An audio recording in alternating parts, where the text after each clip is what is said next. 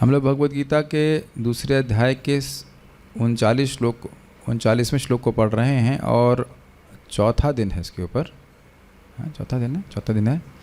उससे पहले हम लोग एक महिमा पढ़ लेते हैं गीता महात्म्य के श्लोक क्रमांक 58।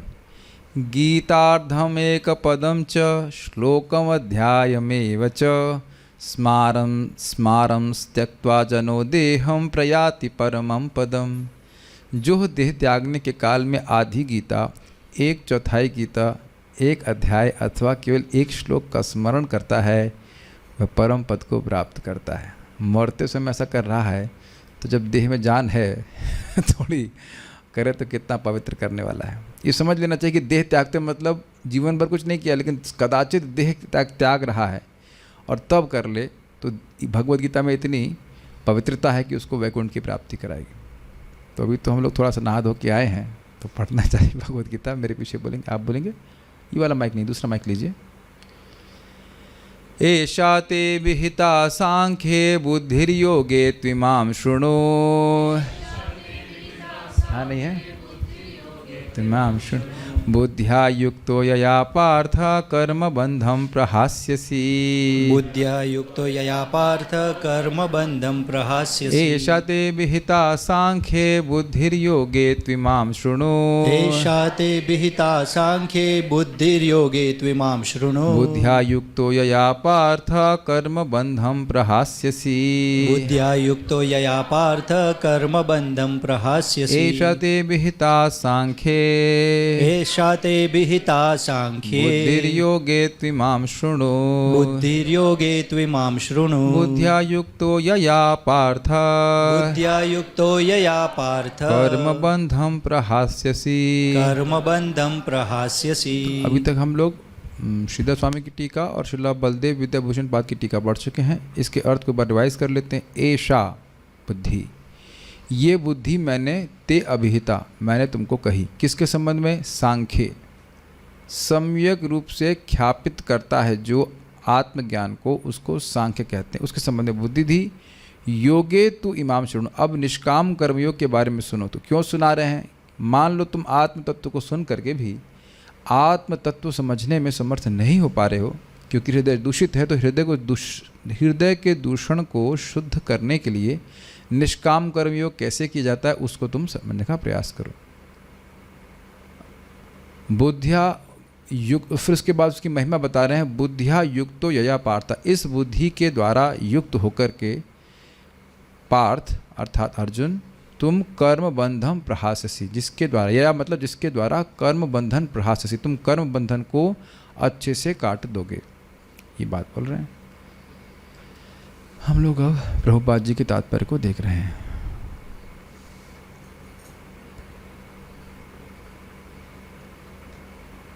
तात्पर्य, वैदिक कोश निरुक्ति के अनुसार सांख्य का अर्थ है विस्तार से वस्तुओं का वर्णन करने वाला, सम्यक रूप से ख्यापित करने वाला।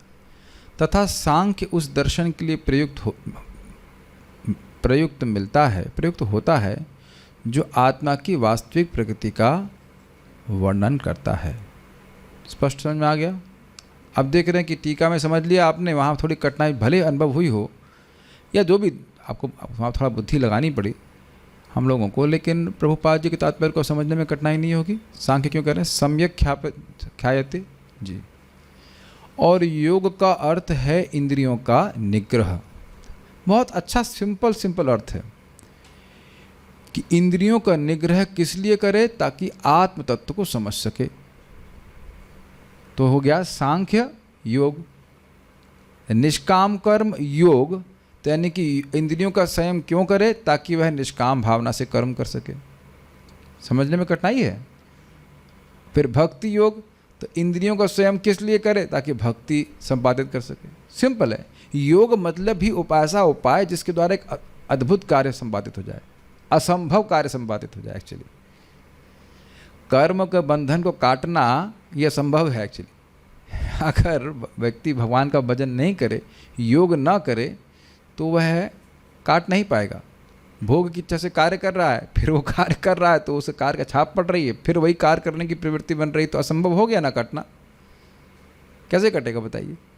तो और कर्म करने की प्रवृत्ति है ही, तो कर्म करे भी और वह कर्म बंधन को काट भी दे, तो ये तो बिल्कुल असंभव सी बात लग रही है, लेकिन यह भी योग के द्वारा हो जाता है। अर्जुन का युद्ध ना करने का प्रस्ताव इंद्रिय तृप्ति पर आधारित था। क्यों आधारित था? मेरे संबंधी, मैं इनको मार के कैसे सुखी रहूँगा, अपने सुख की वांछा, ये इंद्रिय तृप्ति की इच्छा होती है। What will I get out of it for my sense gratification. वह अपने प्रधान कर्तव्य को भुलाकर युद्ध से दूर रहना चाहता था, क्योंकि उसने सोचा कि धृतराष्ट्र के पुत्रों अथवा अर्थात अपने बंधु बांधवों को परास्त करके राज्य भोग करने की अपेक्षा अपने संबंधियों तथा स्वजनों को ना मारकर वह अधिक सुखी रहेगा। अब एक प्रश्न आप देख रहे हैं, अपना अपना सुन रहे हैं यहाँ पे लेकिन जो वाकई अपना है उस पर विचार नहीं कर रहे हैं। वाकई अपने हैं भगवान श्री कृष्ण, जो जन्म जन्मांतर हमारे साथ रहते हैं, है ना। और बाकी इतने जगत में जितने भी अपने हैं वो अगले जन्म में अपने नहीं रहेंगे, इसी जन्म में शायद अपना तो छोड़ दें। यह भी हो सकता है कि इसी जन्म में आप ना छोड़ें, अपने हमसे दूर हो जाएं। हमने देखा था हमारी दादी से उनकी बहन मिलने आई थी 28 साल के बाद। उस ज़माने तो फ़ोन भी नहीं थे, मुझे तो पता भी नहीं था कि मेरी दादी की बहन भी है कोई ना उन्होंने कभी जिक्र किया ना कुछ किया, हमको पता ही नहीं था कि उनकी कोई बहन भी है। 28 साल, सब बिग अमाउंट नहीं, 28 साल के बाद किसी को मिलना। तो इस जगत में जो सो कॉल्ड अपने हैं वह भी दूर हो जाते हैं कभी कभी, काल के प्रभाव से कि लगा पूरा ज़िंदगी बीत जाएगी, शक्ल ही नहीं देखेंगे। मुझे समझ रहा है ना बात। तो ये सो कॉल्ड अपने क्या हैं? वो अपने नहीं हैं, वो तो काल के प्रभाव से साथ में आ जाते हैं, फिर सब दूर चले जाते हैं। होता है कि नहीं? होटल में आते हैं ना लोग सब साथ में, उसका फिर चले जाते हैं। ट्रेन में आते साथ में, फिर चले जाते हैं। अब कौन दोबारा मिलने वाला है बताइए? है ना विचारणीय बात। ट्रेन में कोई व्यक्ति मिला आपको, अब दोबारा वो मिलेगा, क्या संभावना है बताइए? वहाँ तो चलो फिर भी कोई संभावना हो भी सकती है, लेकिन अब कोई व्यक्ति शरीर छोड़ दिया, वो दोबारा कहाँ मिलने वाला है? कौन जानने वाला है उसको? और उन लोगों को जो हमारे लिए पासंग थोड़े समय के लिए रहते हैं, उनको हम अपना अपना करके कितनी कर्तव्य बुद्धि से युक्त हो जाते हैं। मैं बोल ही रहा हूँ कि आप इसको समझ पा रहे हैं? जो व्यक्ति थोड़े समय के लिए है, और आप ये भी नहीं कह सकते कि प्रेम कर ही रहा है, लेकिन मान लीजिए क्या जो प्रेम कर भी रहा है, लेकिन बहुत थोड़े समय के लिए प्रेम कर रहा है ना, उनके प्रति तो बहुत कर्तव्य बुद्धि है। और जो अनादिकाल से हमसे प्रेम कर ही रहा है, जबकि हम उनसे मुंह घुमा के बैठे हुए हैं, रूठे हुए हैं, नेग्लेक्ट कर रहे हैं, उधर ध्यान नहीं देना। तो ये देख रहे हैं कि अर्जुन की यहाँ पे भगवान की इच्छा से ही अर्जुन इस प्रकार से ये नहीं सोच रहे थे कि कृष्ण आप सुखी कैसे होंगे। लगातार प्रथम अध्याय में आपने सुना और दूसरे अध्याय में भी सुन रहे हैं कि अर्जुन बार बार यही बोल रहे थे कि मैं कैसे सुखी होऊंगा, मेरा होगा, मेरे बंधु बांधव, मेरा मेरा मेरा, आई मी माइन। समझ में आ रहे हैं? ये बात थी। तो ये उनकी एक भ्रांति थी। दोनों ही प्रकार से मूल सिद्धांत तो इंद्रिय तृप्ति था। कौन से दो बात थी? एक था कि वह सुखी कैसे होंगे, है ना, यस। और दूसरा था कि उसको जो उसके जो बंधु बांधव हैं,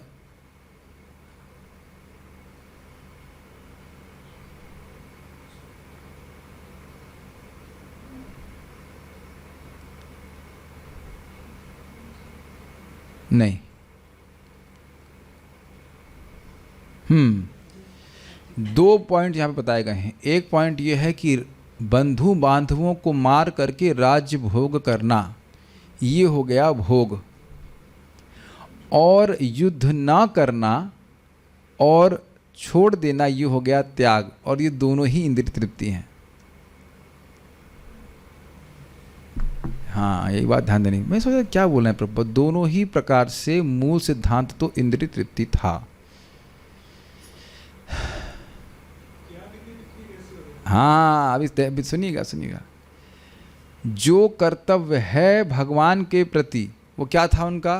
कि वह निष्काम भाव से धर्म युद्ध करें। ये तो क्लियर है। इससे भगवान प्रसन्न होते, तभी तो भगवान ने यहाँ पे बताया है कि निष्काम कर्म योग करोगे तो भगवान की कृपा से अविद्या नष्ट होगी। कृपा तभी मिलेगी ना जो उस व्यक्ति को संतुष्ट करेंगे। भगवान क्या चाह रहे हैं? निष्काम भाव से वह युद्ध करें। ये आप लोग समझ रहे हैं? अब अर्जुन क्या सोच रहे हैं कि मैं इनको परास्त करके राज्य भोगूं, ये तो इंद्रिय तृप्ति है। ये तो अच्छी बात नहीं है, ये तो सबको समझ में आ रहा है। अपने बंधु बांधवों को मार करके, परास्त करके राज्य का भोग करना तो भोग है ना। क्या था, हम लोग श्लोक सुने थे कि उनके रक्त से सुने रहेंगे, भुंजी ये भोगान रुधिर प्रदिग्धान। हमको जो उनको मार करके भोग प्राप्त होंगे वह उनके खून से रंजित होंगे। तो ये तो स्पष्ट सबको समझ में आ रहा है, my dear devotees on Zoom also, कि भाई ये तो भोग है। अपने गुरुओं को मार करके व्यक्ति राज भोग रहा है तो भोग है। लेकिन सामाजिक दृष्टि से बड़ा अच्छा माना जाएगा, अरे भाई देखो उन्होंने तो राज्य को छोड़ दिया, क्षत्रिय थे लेकिन राज्य छोड़ दिया। लेकिन अर्जुन अपने दुख की निवृत्ति के लिए ऐसा करना चाहते हैं। अपने दुख की निवृत्ति और अपने सुख की प्राप्ति को काम कहा जाता है। अकामः सर्व कामा में ये बात समझाई गई थी भागवत में। क्या आप सब लोग को बात याद है? अपने दुख की निवृत्ति और अपने सुख की प्राप्ति को काम कहा जाता है, ठीक है ना।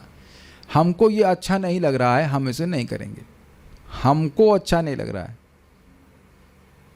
वो त्याग का आधार क्या है? मुझको अच्छा नहीं लग रहा है।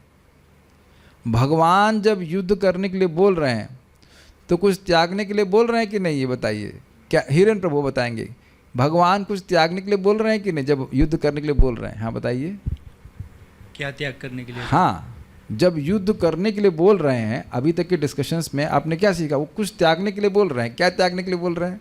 देहात्म बुद्धि को या खुद के? नहीं, इसी श्लोक में हमने खूब सुना कि भगवान युद्ध करने के लिए बोल रहे हैं लेकिन कुछ त्यागने के लिए भी बोल रहे हैं। हम लोग चर्चा कर चुके हैं।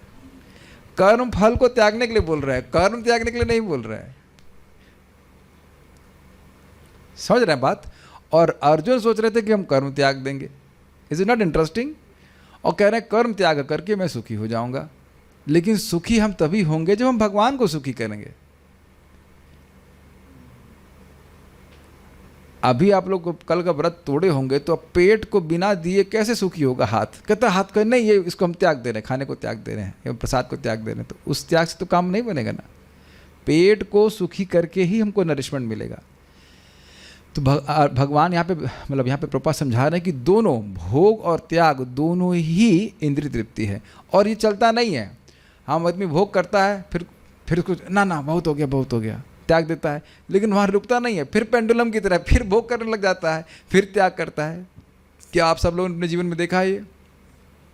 स्पेशली जिस दिन आपने अचार बहुत खा लिया हो, ओह वाह वाह वाह वाह, उसके बाद नहीं अब नहीं, तौबा तौबा, अब कभी दोबारा नहीं, दोबारा उसके बाद फिर अचार खा लेते। करते कि नहीं बताइए? तो ये भोग और त्याग बिल्कुल पेंडुलम की तरह है। पेंडुलम ऐसे लगता है कि ऊपर चला गया उधर और वहाँ रुक जाएगा, रुकता नहीं, फिर इधर आएगा, फिर ऊपर जाता है, लगता है वहाँ रुक गया, फिर वहाँ से लगे इधर आएगा। ये है भोग त्याग। भोग त्याग में जीव लगा हुआ है। लेकिन संतुष्ट हम तब होंगे जब हम भगवान को संतुष्ट करने का प्रयास करें। Is it okay? ये बात। और यही अर्जुन ने बाद में किया, करिष्ये वचनम तवा। अब मैं आपका वचन करूंगा, आप कहोगे छोड़ दोगे तो मैं छोड़ देता हूं युद्ध, और आप कहोगे युद्ध करना है तो युद्ध कर देंगे। Quite interesting. भगवान कह रहे हैं कि अपने भोजन को मुझे अर्पित करके खाओ। हम सबको बोल रहे हैं कि नहीं? अब ये नहीं बोल रहे कि लौकी मत खाओ, तुरई मत खाओ, ये मत खाओ। अपने भोजन को मुझे अर्पित करके खाओ। Is it not easy? अब कोई व्यक्ति, मान लो कोई है भक्त नहीं है और वो बहुत भूखा मर रहा है, फल भी मान लो खा रहा है, लेकिन भगवान को अर्पित नहीं कर रहा है, तो वो व्यक्ति सुखी नहीं हो सकता है, क्योंकि भगवान को सुखी नहीं कर रहा है। Are you all able to follow this? मुझसे 2008 में हमारी टीम से एक सन्यासी ने, जो मायावादी थे, वह प्रभुपाद जी के श्रीमद् भागवतम और चैतन्य चरितामृत, श्रीमद् भागवतम का सेट पूरा लिए। क्यों?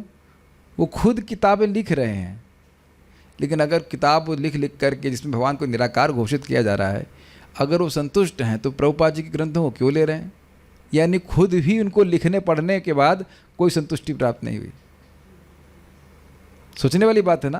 प्रभुपाद जी तो कोई मायावादी ग्रंथ नहीं पढ़ रहे हैं, आप लोग तो कोई नहीं सोच रहे कि हम मायावादी ग्रंथ को पढ़ें। हम लोग तृप्त हैं, क्योंकि भगवद गीता को, प्रभुपाद जी के तात्पर्य को पढ़ करके भगवान प्रसन्न होते हैं। आप प्रैक्टिकल देख रहे हो कि नहीं देख रहे हो? और आप लोग यह भी देख रहे होंगे, कदाचित कुछ भौतिक पढ़ना पड़े, मान लो कर्तव्य बुद्धि से भी, तो मन नहीं लग पाता है उसमें। मन बहुत जल्दी उखड़ जाता है। आप लोग अनुभव करेंगे इसको या कर रहे होंगे।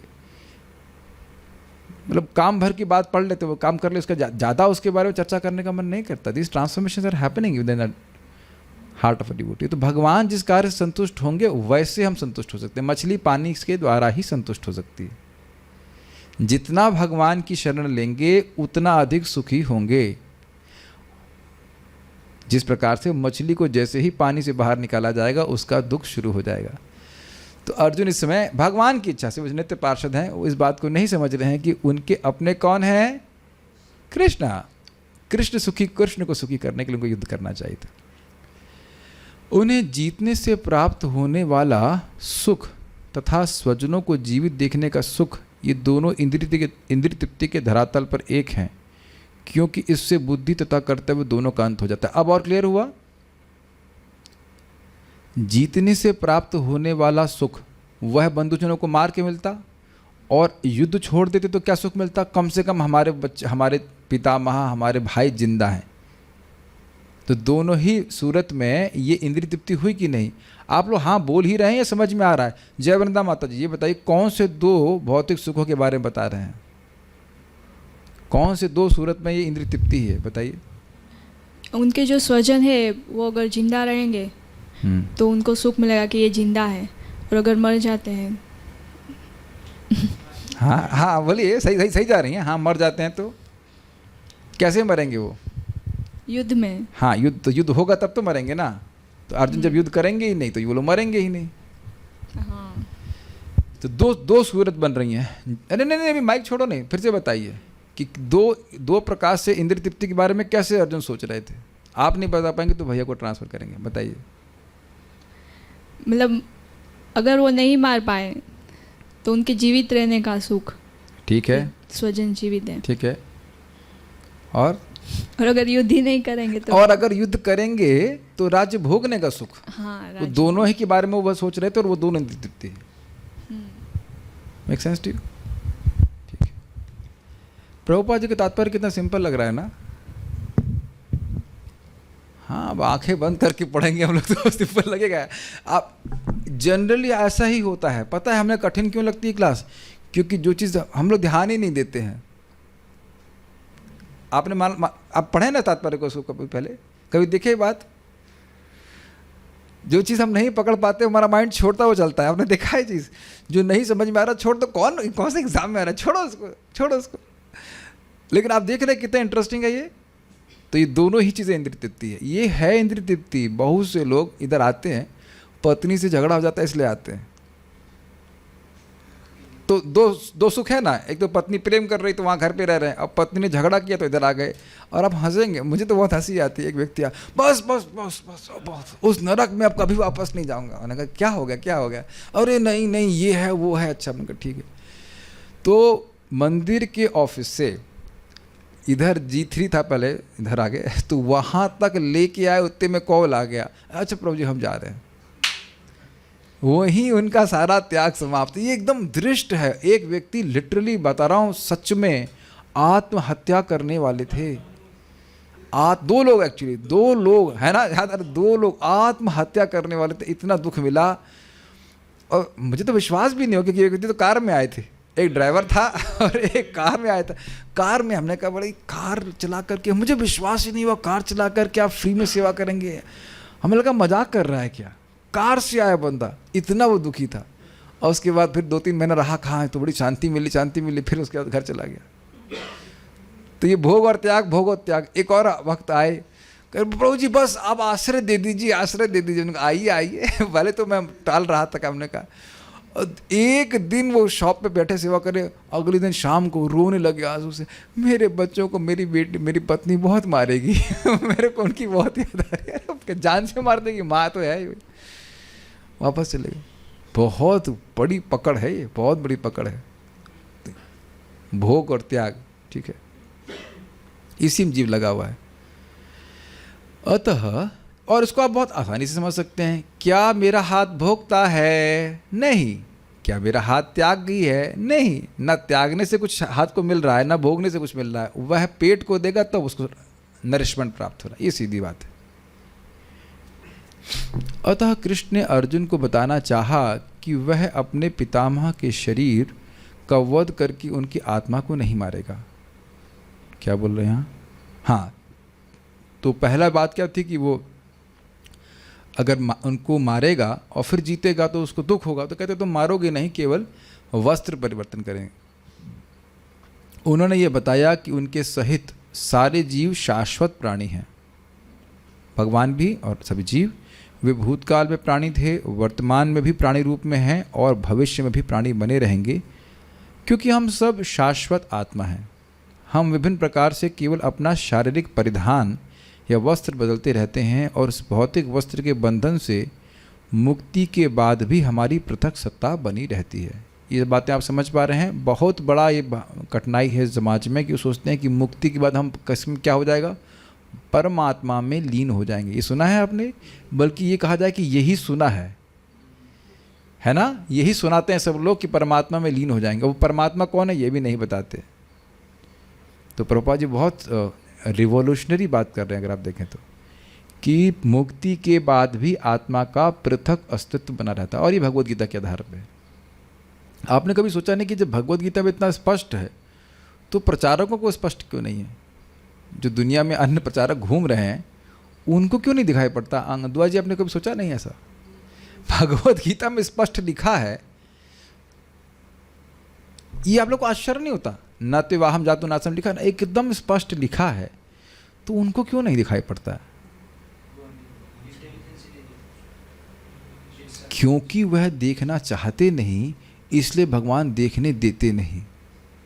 मत्त स्मृति ज्ञानम अपोहनम चाहिए, बड़ा खतरनाक बात है। अब मैं कहूँ मृदंग कहाँ रखा है हिरेन भाई?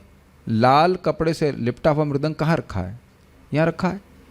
जय वृंदा माता जी, लाल कपड़े से लिपटा हुआ मृदंग कहाँ रखा है?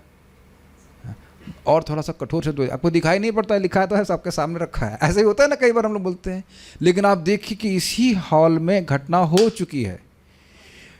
अमोघ दृक् प्रभु के पास माइक था और ऑन नहीं किए थे, और हम सब लोग माइक ढूंढ रहे हैं। हम सब लोग माइक ढूंढ रहे हैं और वह भी ढूंढ रहे हैं, माइक कहाँ गया, माइक कहाँ गया? दिस इज स्टोच। हुआ था कि नहीं? आप लोग के सामने हुआ था। आप जो लोग देखेंगे कि माइक कहाँ गया, माइक क्या, सब लोग मैं भी नहीं देख पाया कि माइक कहाँ गया, माइक कहाँ गया, क्योंकि वो जो माइक स्टैंड है वो पूरा ही ब्लैक है। ये थोड़ा स्टील का है तो अलग से दिखता है। ये घटना हो चुकी है। अब बताइए कि पूरे विश्व में इस प्रकार से घटना हो जाए कि न तो वाहम जातु नासम, लोग गाते रहेंगे, बोलते रहेंगे, अर्थ एक बार भी नहीं समझ पाएंगे। ये आप कलयुग में देखिएगा कि लोगों की सोचने की क्षमता ही समाप्त हो गई है। क्या कर रहे हैं वो कुछ सोचते ही नहीं है, क्या पाठ कर रहे हैं उन्हें कुछ पता ही नहीं। एकदम स्पष्ट है कि आत्मा की सत्ता हमेशा बनी रहेगी और मुक्ति के बाद भी बनी रहेगी। Just a change of dress. भगवान कृष्ण द्वारा आत्मा तथा शरीर का अत्यंत विशद वैश्लेषिक अध्ययन प्रस्तुत किया गया है सांख्य के द्वारा, और निरुक्ति कोश की शब्दावली में इस विशद अध्ययन को यहाँ सांख्य कहा गया है। इसकी व्याख्या हम लोग पहले कर चुके हैं, जिसके द्वारा आत्मतत्व सम्यक रूप से गिन गिन करके कि आत्मा महतत्व ना, आत्मा पृथ्वी है नहीं, ऐसे करके गिना जाता है। 24 तत्व गिनते हैं और कहते हैं नहीं, आत्मा इनसे पृथक वस्तु है। और आपने सुना भी था अचेद्योयम अक्लाद अदाह्योयम अक्लेद्यशोष एवचा इत्यादि श्लोकों को सुना, जिसमें आत्मा के गुणों का वर्णन हुआ था, बल्कि नामों का वर्णन था। आत्मा कौन है? अछेद्य है। आत्मा कौन है? अदाह्य है। आत्मा कौन है? अक्लेद्य है। ये सब आत्मा के नाम रखे गए थे। अव्यक्त है, अचिंत्य है, अविकारी है, इत्यादि ये सब आत्मा के नाम हैं। In case you wanted to have some names. इस सांख्य का नास्तिक कपिल के सांख्य दर्शन से कोई सरोकार नहीं है। अब ये कौन है, जरा इसको हम पूरा पढ़ेंगे फिर समझाएंगे। इस नास्तिक कपिल के सांख्य दर्शन से बहुत पहले भगवान कृष्ण के अवतार भगवान कपिल ने अपनी माता देवहूति के समक्ष श्रीमद् भागवत में वास्तविक सांख्य दर्शन पर प्रवचन किया था। उन्होंने स्पष्ट बताया कि पुरुष या परमेश्वर क्रियाशील हैं और वे प्रकृति पर दृष्टिपात करके सृष्टि की उत्पत्ति करते हैं। भगवान महाविष्णु, इसको वेदों ने तथा गीता ने स्वीकार किया है। वेदों में वर्णन मिलता है कि भगवान ने प्रकृति पर दृष्टिपात किया और उसमें आणविक जीवात्माएं प्रविष्ट कर दी। वे सारे जीव भौतिक जगत में इंद्रिय तृप्ति के लिए कर्म करते रहते हैं और माया के वशीभूत होकर अपने को भोक्ता मानते रहते हैं। इस मानसिकता की चरम सीमा भगवान के साथ सायुज्य प्राप्त करना है। यह माया अथवा इंद्रिय तृप्ति जन्य मोह का अंतिम पाश है और अनेक अनेक जन्मों तक इस तरह इंद्रिय तृप्ति करते हुए कोई महात्मा भगवान कृष्ण यानी वासुदेव की शरण में जाता है, जिससे परम सत्य की खोज पूरी होती है। थोड़ा थोड़ा समझने का प्रयास कीजिए यहाँ पे प्रभुपाद जी ने क्या कहा। पहली बात देखिए, नास्तिक कपिल कौन है? भगवान कपिल देव, जिनका वर्णन श्रीमद् भागवत में आता है, उन्होंने अपनी माँ देवाहूति को सांख्य का वर्णन किया और उसमें 24 तत्व बताए गए हैं, प्लस आत्मा और फिर परमात्मा, 26 तत्व। लेकिन ये जो नास्तिक कपिल वाले हैं, ये भगवान पे विश्वास नहीं करते, भगवान की बात नहीं करते, आत्मा की बात तो करते हैं लेकिन भगवान पे विश्वास नहीं करते। तो जैसे ही कोई व्यक्ति भगवान को आउट कर दे रहा है तो नास्तिक हो गया कि नहीं, ये बात है। तो उस सांख्य की बात नहीं कर रहे, बल्कि उस सांख्य की बात है जो कि विशद रूप में कपिल देव ने भगवान ने बताया, और वो भगवान विष्णु के अवतार थे, और उसको ही सार भाग में यहाँ पे भगवान श्री कृष्ण बता रहे हैं। क्या भगवान का जो सांख्य है, जो वर्णन किया, उसमें भगवान आए कि नहीं आए? कौन से श्लोक में? अभी भगवद गीता में जिस सांख्य का वर्णन भगवान ने किया, कोई याद है आपको श्लोक जिसमें भगवान स्वयं आए?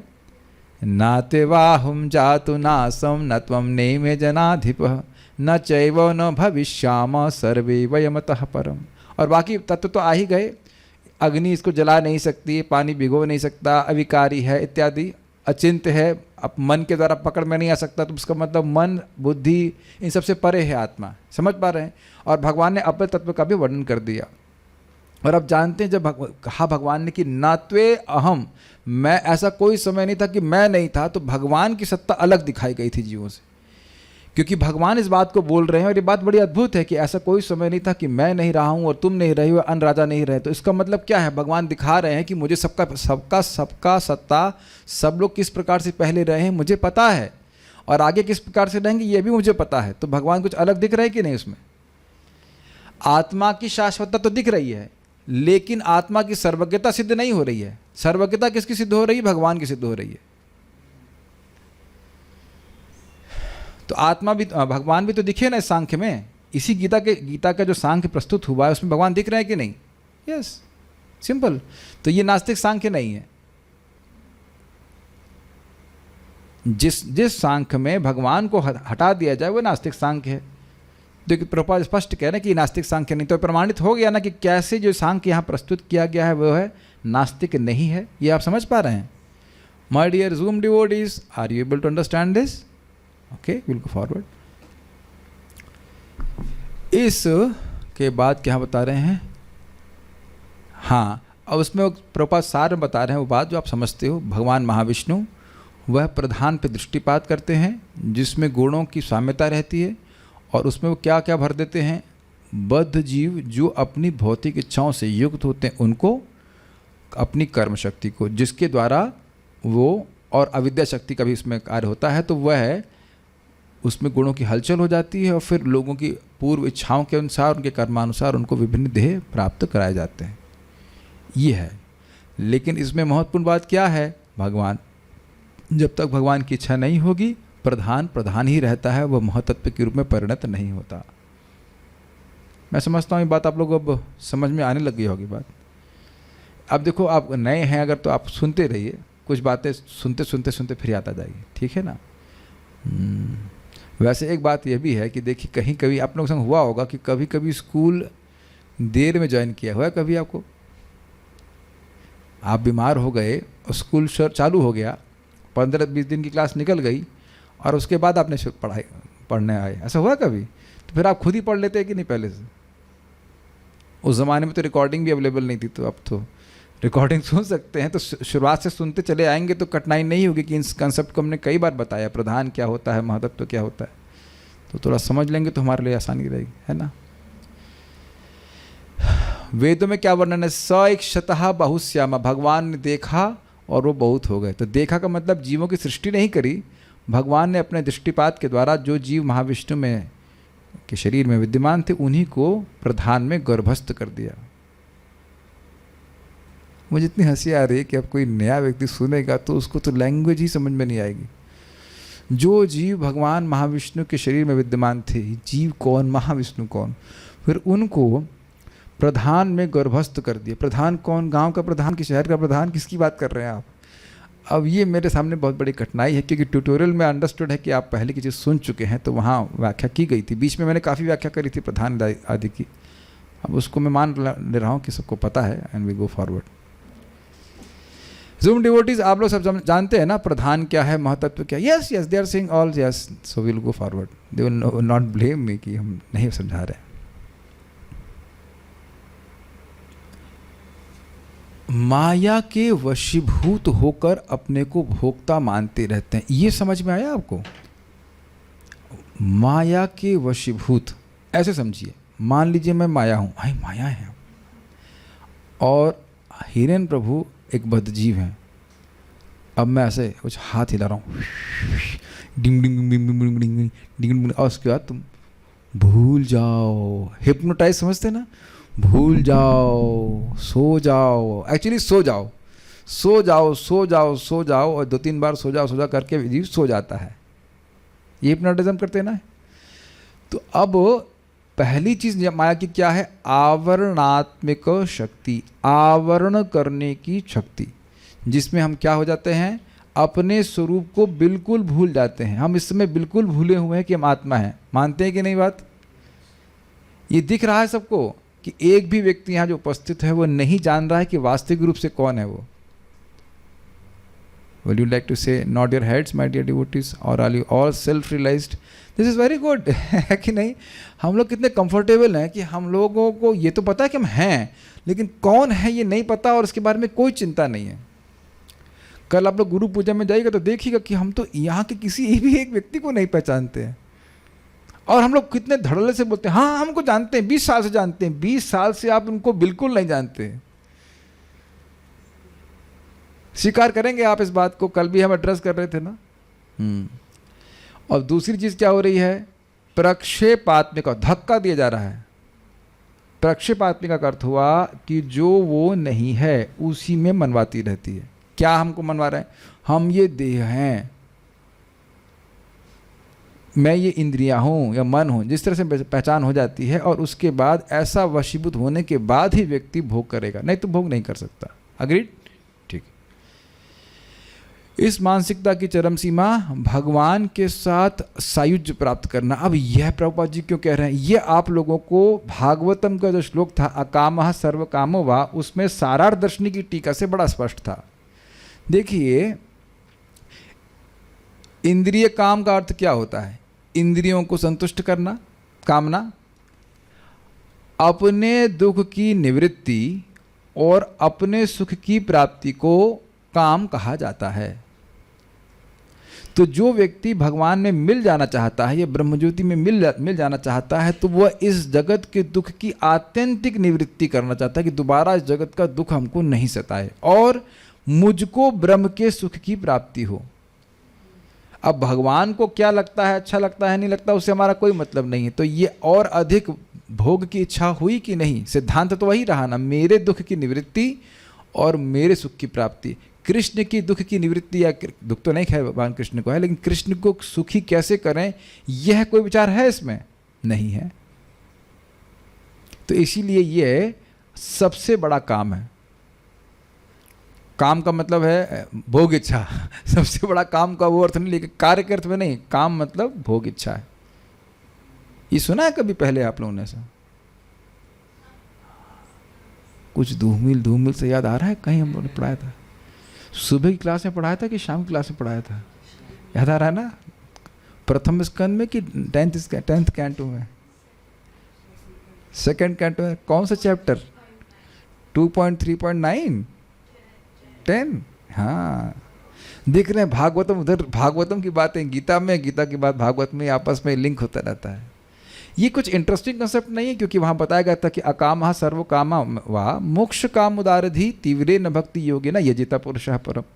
किसी की कोई कामना नहीं है, सारी कामनाएं हैं, और मोक्ष काम, तो मोक्ष काम ही जो है वो बड़े अहंकार करेंगे, हमें कुछ नहीं चाहिए, हमें तो केवल मोक्ष चाहिए। लेकिन वो मोक्ष की इच्छा कैटप प्रधान, वो सबसे बड़ी चीटिंग है, क्योंकि अपने दुख की आत्यंतिक निवृत्ति और अपने सुख की प्राप्ति करना चाहता है, ब्रह्म में जाके विलीन होना चाहता है। और जबकि अन्य लोग क्या सोचते हैं, इस जगत में कुछ छोटा पद मिल जाए, थोड़े से दुखों की निवृत्ति हो जाए, या स्वर्ग मिल जाए, वो तो थोड़े समय के लिए है, लेकिन ये तो बहुत काल तक भगवान को अवॉइड करना चाहता है। तो इसीलिए यहाँ पे प्रभुपाद जी समझा रहे हैं कि इस मानसिकता की चरम सीमा क्या, किस मानसिकता की, मैं भोक्ता हूँ, मुझे दुख नहीं मिलना चाहिए और मुझे सुख मिलना चाहिए, यह है भोक्ता की भावना। इसको बंद कर सकते हैं या कम कर सकते हैं, अगर बहुत ठंडा हो गया तो इसको बंद कर दीजिए बस। हाँ, देख रहे ना, मुझे दुख मिलना शुरू हो गया, बंद करो इसको, बंद करो। आपको अगर हंसे तो हंसी आ रही थी, एक भक्त को बुखार था और सामने बैठा था यहाँ पे, और बाकी लोगों को गर्मी लग रही थी। तो हमने कहा क्या वो चल क्यों नहीं रहा, कहते मुझे बुखार है इसलिए मैं ऐसी नहीं चलाऊंगा। तो हमने कहा अरे भाई तुमको बुखार है तो आप जूम पे सुन लीजिए, बाकी भक्त लोग गर्मी में परेशान होते तो ठीक नहीं है। लेकिन आप देखिए कि हर समय हर व्यक्ति, ऐसा नहीं वो, मैं भी, हर समय हम यही सोचते हैं कि मैं केंद्र में हूँ और मैं कैसे सुखी हूँ और मैं दुखी कैसे नहीं हूँ। इससे पहले मैं आगे जाऊँ, क्या आप सभी मेरे संग are we on the same page? हर क्षण हम यही सोच रहे हैं कि मैं कैसे सुखी हो जाऊं और मुझे दुख की प्राप्ति ना हो। अच्छा, आज ही मेरे से बहुत बड़ी परीक्षा हुई कि हम एक भक्त को बोले थे खिचड़ी बना देना, और खिचड़ी जल गई। वो तो अच्छा हुआ मैंने थोड़ा सा लिया था, नहीं तो मेरे को मेरी दुख की निवृत्ति और मेरी सुख की प्राप्ति कैसे होती। लेकिन हमारे प्यारे प्यारे ब्रह्मचारियों ने बढ़िया राय सब्जी दाल चपाती बनाया, तो उससे मुझे अत्यंत सुख की प्राप्ति हुई और मेरी दुख की निवृत्ति। हम मजाक नहीं कर रहे, वाकई हमको बड़ा अच्छा लगा। लेकिन भावना तो प्रसाद ग्रहण करने की नहीं थी ना, ये बहुत मुश्किल होता है। अब जली हुई खिचड़ी कौन खाएगा? अब ऐसा भी नहीं कि मैं शाम को प्लानिंग कर रहा हूँ खा लूँगा, नहीं, या क्लास देने के बाद खा लूँगा, नहीं खाऊंगा। We are deeply condition for that. परम पूज्य भक्ति रसामृत महाराज के बारे में हमने सुना कि उनके सेवक ने एक बार नमक डालना भूल गया वो प्रसाद में। महाराज कुछ नहीं बोले, पूरा प्रसाद दे लिए और नमक भी नहीं लिए। भगवान को अर्पित हो चुका है तो अब नमक क्या डालना। ये मैं स्तर पे तो बिल्कुल नहीं हूँ, मैं तो खाली महाराज की बात को अप्रिशिएट कर रहा हूँ। बाद में प्रसाद जब श्रवण ने लिया तो कहते अरे आज तो नमक ही डालना भूल गए। ऐसे हमने सुना है, पर मुझे राधानाथ महाराज भी कुछ बोलते नहीं कि कैसा बना है। ऐसा सुना है हमने कि मतलब they just take it whatever Krishna has accepted. It's very difficult ना। मैं खैर ये कुछ, मैं इस लेवल पे हूँ नहीं। मुझे तो अगर मैंने जिसने बनाया था उसको व्हाट्सएप भी कर दिया, खिचड़ी जल गई मैं इस लेवल पे नहीं हुआ कि अब जली हुई खिचड़ी हम खा सकेंगे, ऐसा हमारा सामर्थ्य नहीं है। तो इसलिए ठीक ठीक प्रसाद में ही होना चाहिए एटलीस्ट। लेकिन हम लोग बहुत सोचते हैं ना ऐसा। मैं पहले जब एकदम ही नया था तब सोचा करता था कि आज तो जब बिल्कुल अच्छा नहीं हुआ। एक बहुत सीनियर भक्त को पूछ रहा था तो कहते तुम अब अपने ही सुख के बारे में सोचते रहोगे, तुमको कैसा लग रहा है, तुमको नहीं कैसा लग रहा है। दिस इज, देखिए हम सब लोग को स्वीकार करना होगा कि ये बड़ी डीप कंडीशनिंग है हमारे अंदर। इतना ये आप लोग देख पा रहे हैं, हमको दुख नहीं लगना चाहिए, हमको दुख नहीं लगना चाहिए और हमें सुख की प्राप्ति होनी चाहिए। This is very deep conditioning. लग रहा है कि बहुत आसान है, हाँ हम जो करेंगे कृष्ण की संतुष्टि के लिए करेंगे, लेकिन उस कार्य को करने में कुछ कठिनाई आए तब आप विचार कीजिए। यह माया अथवा इंद्रिय तृप्ति जन्य मोह का अंतिम पाश है, जिसमें जीव सोचता है कि मैं भगवान बन जाऊंगा, ब्रह्म में लीन हो जाऊंगा। थोड़ा सा पानी है या पीने का? नहीं है। और अनेक जन्मों तक इस तरह इंद्रिय तृप्ति करते हुए कोई महात्मा भगवान कृष्ण यानी वासुदेव की शरण में जाता है, जिससे परम सत्य की खोज पूरी होती। बहुनाम जन्मनाम अन्ते ज्ञानवान माम प्रपद्यते वासुदेव सर्वमिति स महात्मा सुदुर्लभ। तो ये बात यहाँ पे प्रभुपाद जी कोट कर रहे हैं। लेकिन अर्जुन को शुरुआत से ही बात समझ में आ गई कि हमें भगवान की शरण में जाना चाहिए। तो अर्जुन महात्मा है कि नहीं? यस। अर्जुन ने कृष्ण की शरण ग्रहण करके पहले ही उन्हें गुरु के रूप में स्वीकार कर लिया। Got it? अब आप समझिए कि हम सभी लोग इसी स्तर पे आ सकते हैं। जैसा भगवान बोल रहे हैं स्वीकार करना शुरू करते, और नहीं तो अब अनेक जन्मों तक व्यक्ति रिसर्च करते रह सकता है। कौन भगवान है, परम सत्य क्या है, ठीक है करता रहे, लेकिन अनेक जन्म का अर्थ क्या ले रहे हैं आप? जो भी 5 जन्म भी अनेक होते हैं और 5 करोड़ जन्म भी अनेक होते हैं, 5 अरब जन्म भी अनेक होते हैं। Can you see the mercy of महाप्रभु?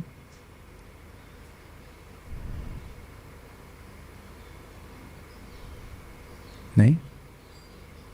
क्या लगता है आपको? अब डर लग रहा है ना? कुछ लग रहा है डर कि 5 अनेक मतलब 5-10 होते होंगे? नहीं, 5-10 जन्म भी अनेक होते हैं और 5 करोड़ जन्म भी अलग होते हैं।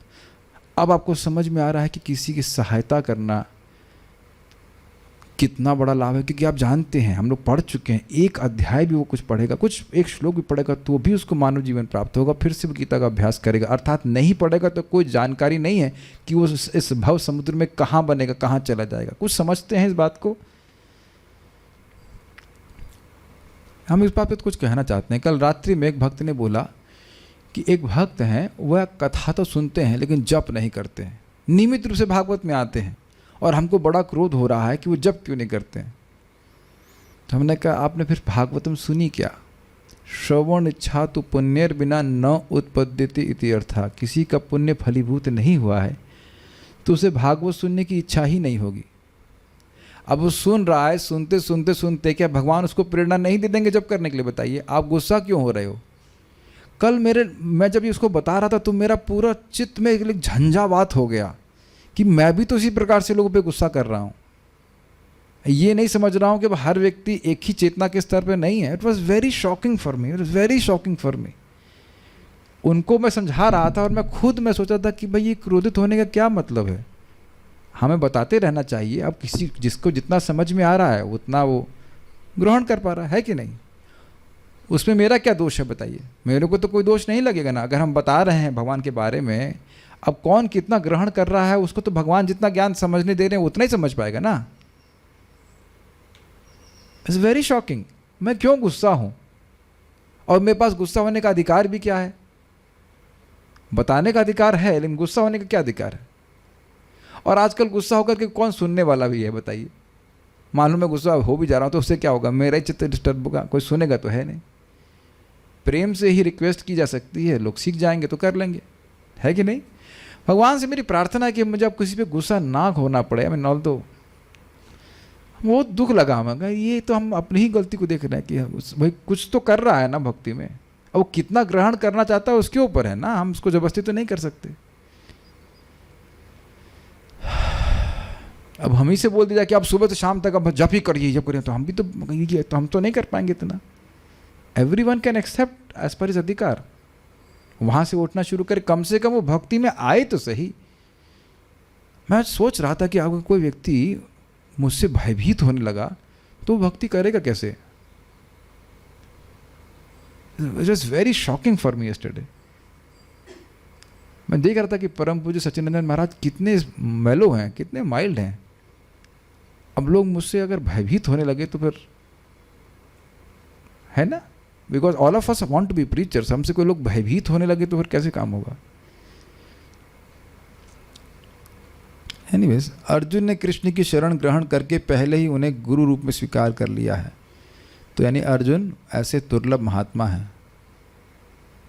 मैं ये सब बातें क्यों करने लगा? हाँ, मैं ये सब बातें इसलिए कह रहा था कि भाई देखो, हर व्यक्ति तुरंत नहीं समझ पाएगा कि कृष्ण ही उनके माता हैं, कृष्ण ही पिता हैं। It takes purity of consciousness. धीरे धीरे भक्तों से प्रेम प्रदाव होता है, धीरे धीरे भक्तों के गुण उनमें आएंगे, धीरे धीरे वो समझ पाएंगे। इसलिए बोल रहा था, हर व्यक्ति तुरंत भगवान की शरण में नहीं आ जाएगा। तो हमारा कोई नेगेटिव भावना उन पर नहीं होनी चाहिए। अरे वो कुछ तो आया, कुछ तो सुना, कुछ तो किया, प्रगति तो करी कुछ, ये बात है। अर्जुन ने कृष्ण की शरण ग्रहण करके पहले ही उन्हें गुरु रूप में स्वीकार कर लिया है।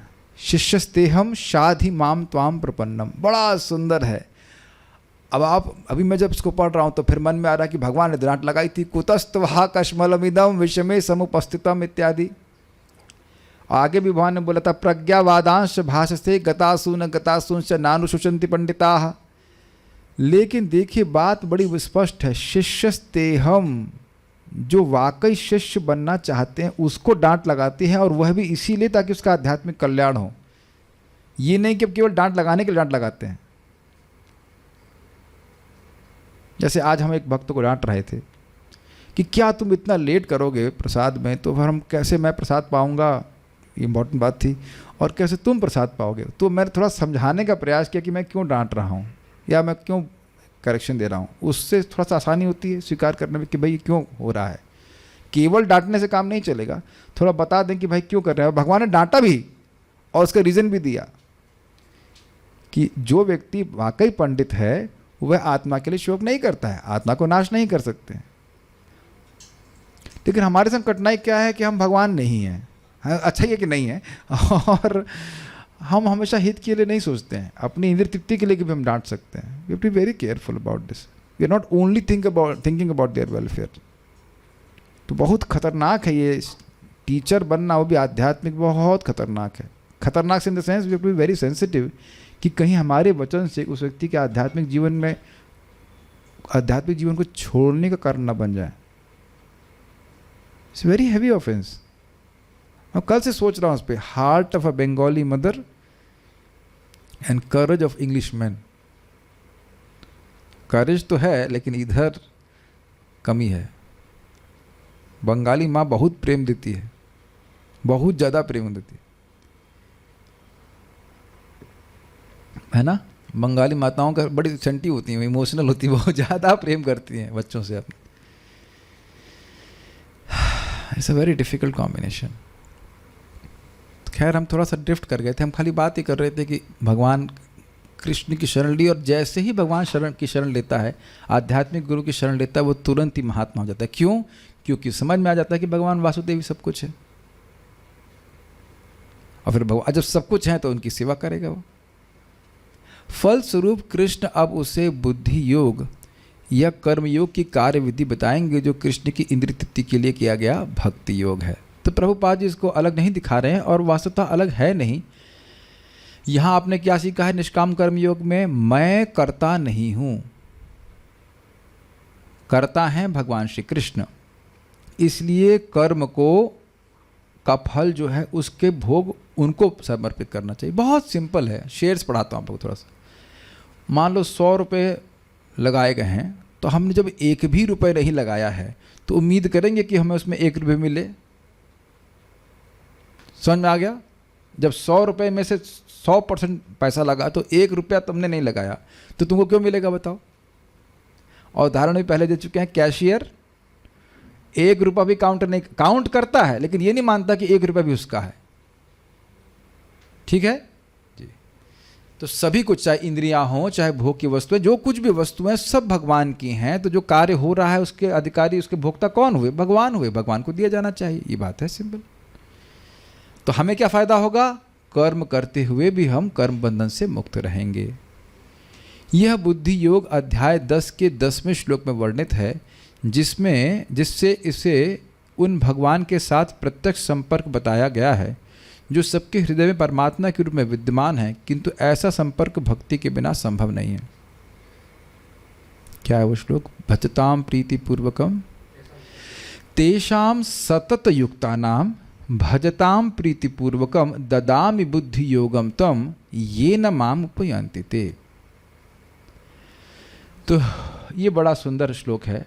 जो लोग सतत ही मेरी सेवा में लगे रहते हैं, तेषाम सतत युक्तानाम, वो एक के बाद एक किसी न किसी सेवा में लगे रहते हैं। जप कर रहे हैं, जप के बाद प्रसाद पाया, प्रसाद के बाद कुछ हम लोग सुन रहे हैं, गीता क्लास कर रहे हैं, उसके बाद हमारा प्रोग्राम होना चाहिए कि उसके बाद फिर कुछ सेवा, और वो सेवा पैसे लेके नहीं, सहज भाव से भगवान की सेवा कर रहे हैं। तो तेषाम सतत युक्तानाम भजताम प्रीतिपूर्वकम, भगवान को सुखी करने के लिए कर रहे हैं। ये आप मानते हो, ये चीज़ आप देखते हो कि जिससे प्रेम करते हैं उसी की सेवा करने में एक सुख की अनुभूति होती है, एक उत्कंठा होती है। ये आप मानते हो? आप ड्यूटी पूर्वक हम उसी की सेवा करते हैं जिससे प्रेम ना हो। Are all the devotees agreeing with मी?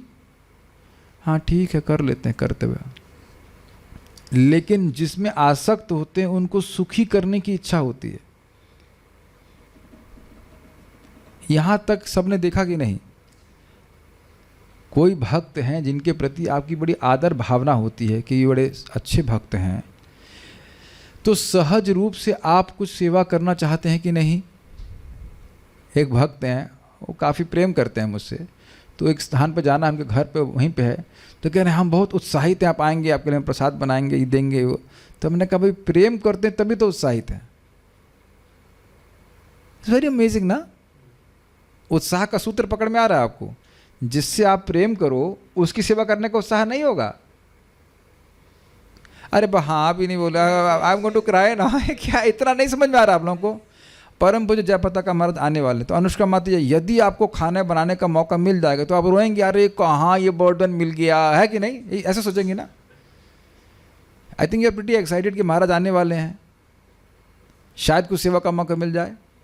मिल गया, हाँ ये देखो चेहरा का चमकने लगा, हाँ हाँ यस यस यस। ऐसे नॉट आपके गुरु महाराज आए, मान लो जब कहें परम पूज्य गोपाल कृष्ण महाराज आए, हिरन भाई सॉरी हिरन प्रभु, क्या आप थोड़ा सा मसाज कर सकते हैं हमारे उनके चरणों में? और ये गुरु महाराज क्या सेवा दे दी आपने, मैं तो बहुत थका हुआ हूँ, है ना? यही सोचेंगे। जिनसे आप प्रेम करते हैं उनकी सेवा करने में उत्साह होता है कि नहीं? जिससे उत्साह से लक्षण है प्रेम करने का, प्रेम का नहीं। कैसे हम अच्छे से अच्छे सेवा कर सकें? Unless you have love of God, कुछ भगवान से प्रति प्रेम नहीं है तो व्यक्ति भगवान के लिए कोई अच्छा कार्य नहीं कर सकता है। इस जगत में आप देख रहे हैं किसी से प्रेम करते हैं तो उसके लिए सहज अच्छा कार्य करने की इच्छा होती कि नहीं? क्या आप लोग देख पा रहे हैं इस बात को? अपनी माँ को पूछिए कितने प्रेम से कभी पूड़ी बनाएगी, कभी ये बनाएगी, कभी वो बनाएगी, और नहीं आप खाए ना तो वो दुखी हो जाएंगी। आपने देखा ऐसा होता है क्या? आप कहीं और खा के आगे कुछ हो गए तो उनकी लालसा रहती नहीं हम यहाँ आए, कोई हमसे सेवा करें, क्योंकि जिससे प्रेम होता है उसकी सेवा करने में सुख मिलता है।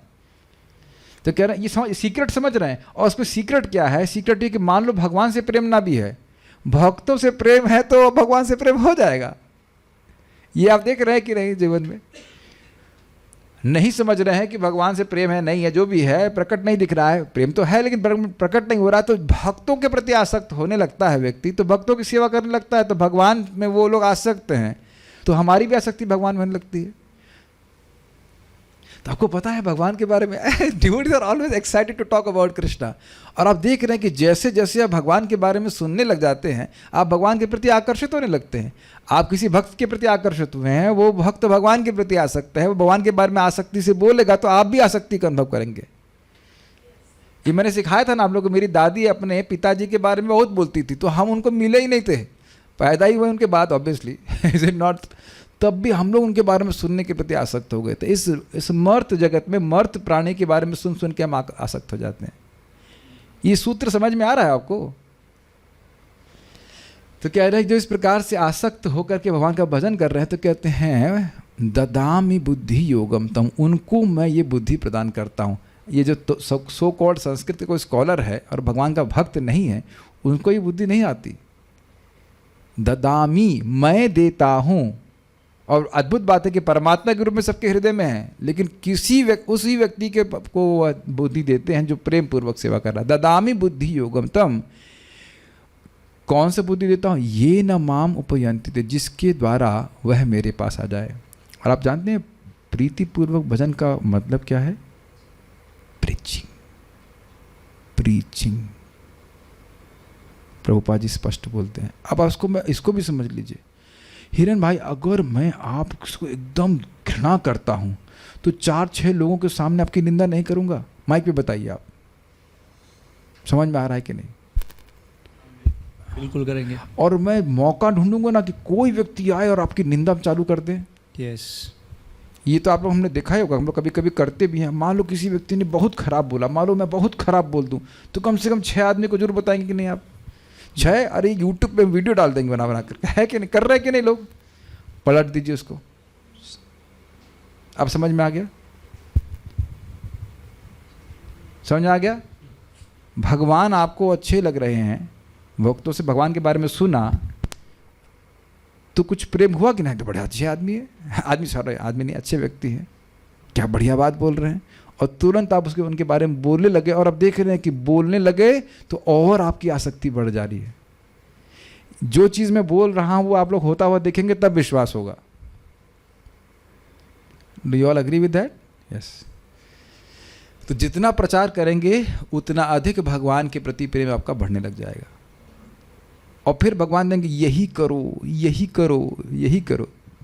बाकी लोग नहीं समझ पाएंगे कि कैसे भगवान के पास आ सकते हैं। भगवान अंदर से व्यक्ति को बोलता है नहीं, यही करो, यही करो, यही करना है और कुछ नहीं करना, यही करना है। और ये सब होगा कैसे? हरे कृष्णा कृष्णा कृष्णा हरे हरे, हरे राम राम राम हरे हरे। जब निरपराधिक रूप से हरि नाम जप करते हैं तो प्रेम बढ़ता है। तो प्रेम बढ़ेगा तो आप कुछ करना चाहेंगे भगवान को प्रसन्न करने के लिए। क्या हमारे सभी डिवोटीज इस सूत्र को समझ पा रहे हैं? चाहे आप कुकिंग करिए, चाहे कुछ भी करिए, you will like to do something for Krishna. और सब लोग इस प्रकार से अनुभव कर रहे हैं कि सबको सेवा करना अलग अलग अच्छा लगता है, और वो सेवा का अच्छा लगना ही आपके भगवत प्रेम का लक्षण है। Is it all okay? Yes. अतः जो भगवान की भक्ति या दिव्य प्रेम भक्ति में या कृष्ण भावनामृत में स्थित होता है, वही भगवान की विशिष्ट कृपा से बुद्धि योग की यह अवस्था प्राप्त कर पाता है। तो देखिए, प्रेम का मतलब आप ये मत सोच लीजिएगा प्रेम एकदम भगवत प्रेम की स्थिति। From the beginning only the basis is love. क्योंकि भगवान हमको अच्छे लग रहे हैं, उनकी बात अच्छी लग रही है, इसलिए हम उनको बोलते हैं।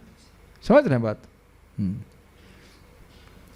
अतः भगवान कहते हैं कि जो लोग दिव्य प्रेमवश भक्ति में निरंतर लगे रहते हैं, उन्हें ही वे भक्ति का विशुद्ध ज्ञान प्रदान करते हैं। अब देखिए कितना बड़ा सूत्र प्रभुपाद जी बोल रहे हैं।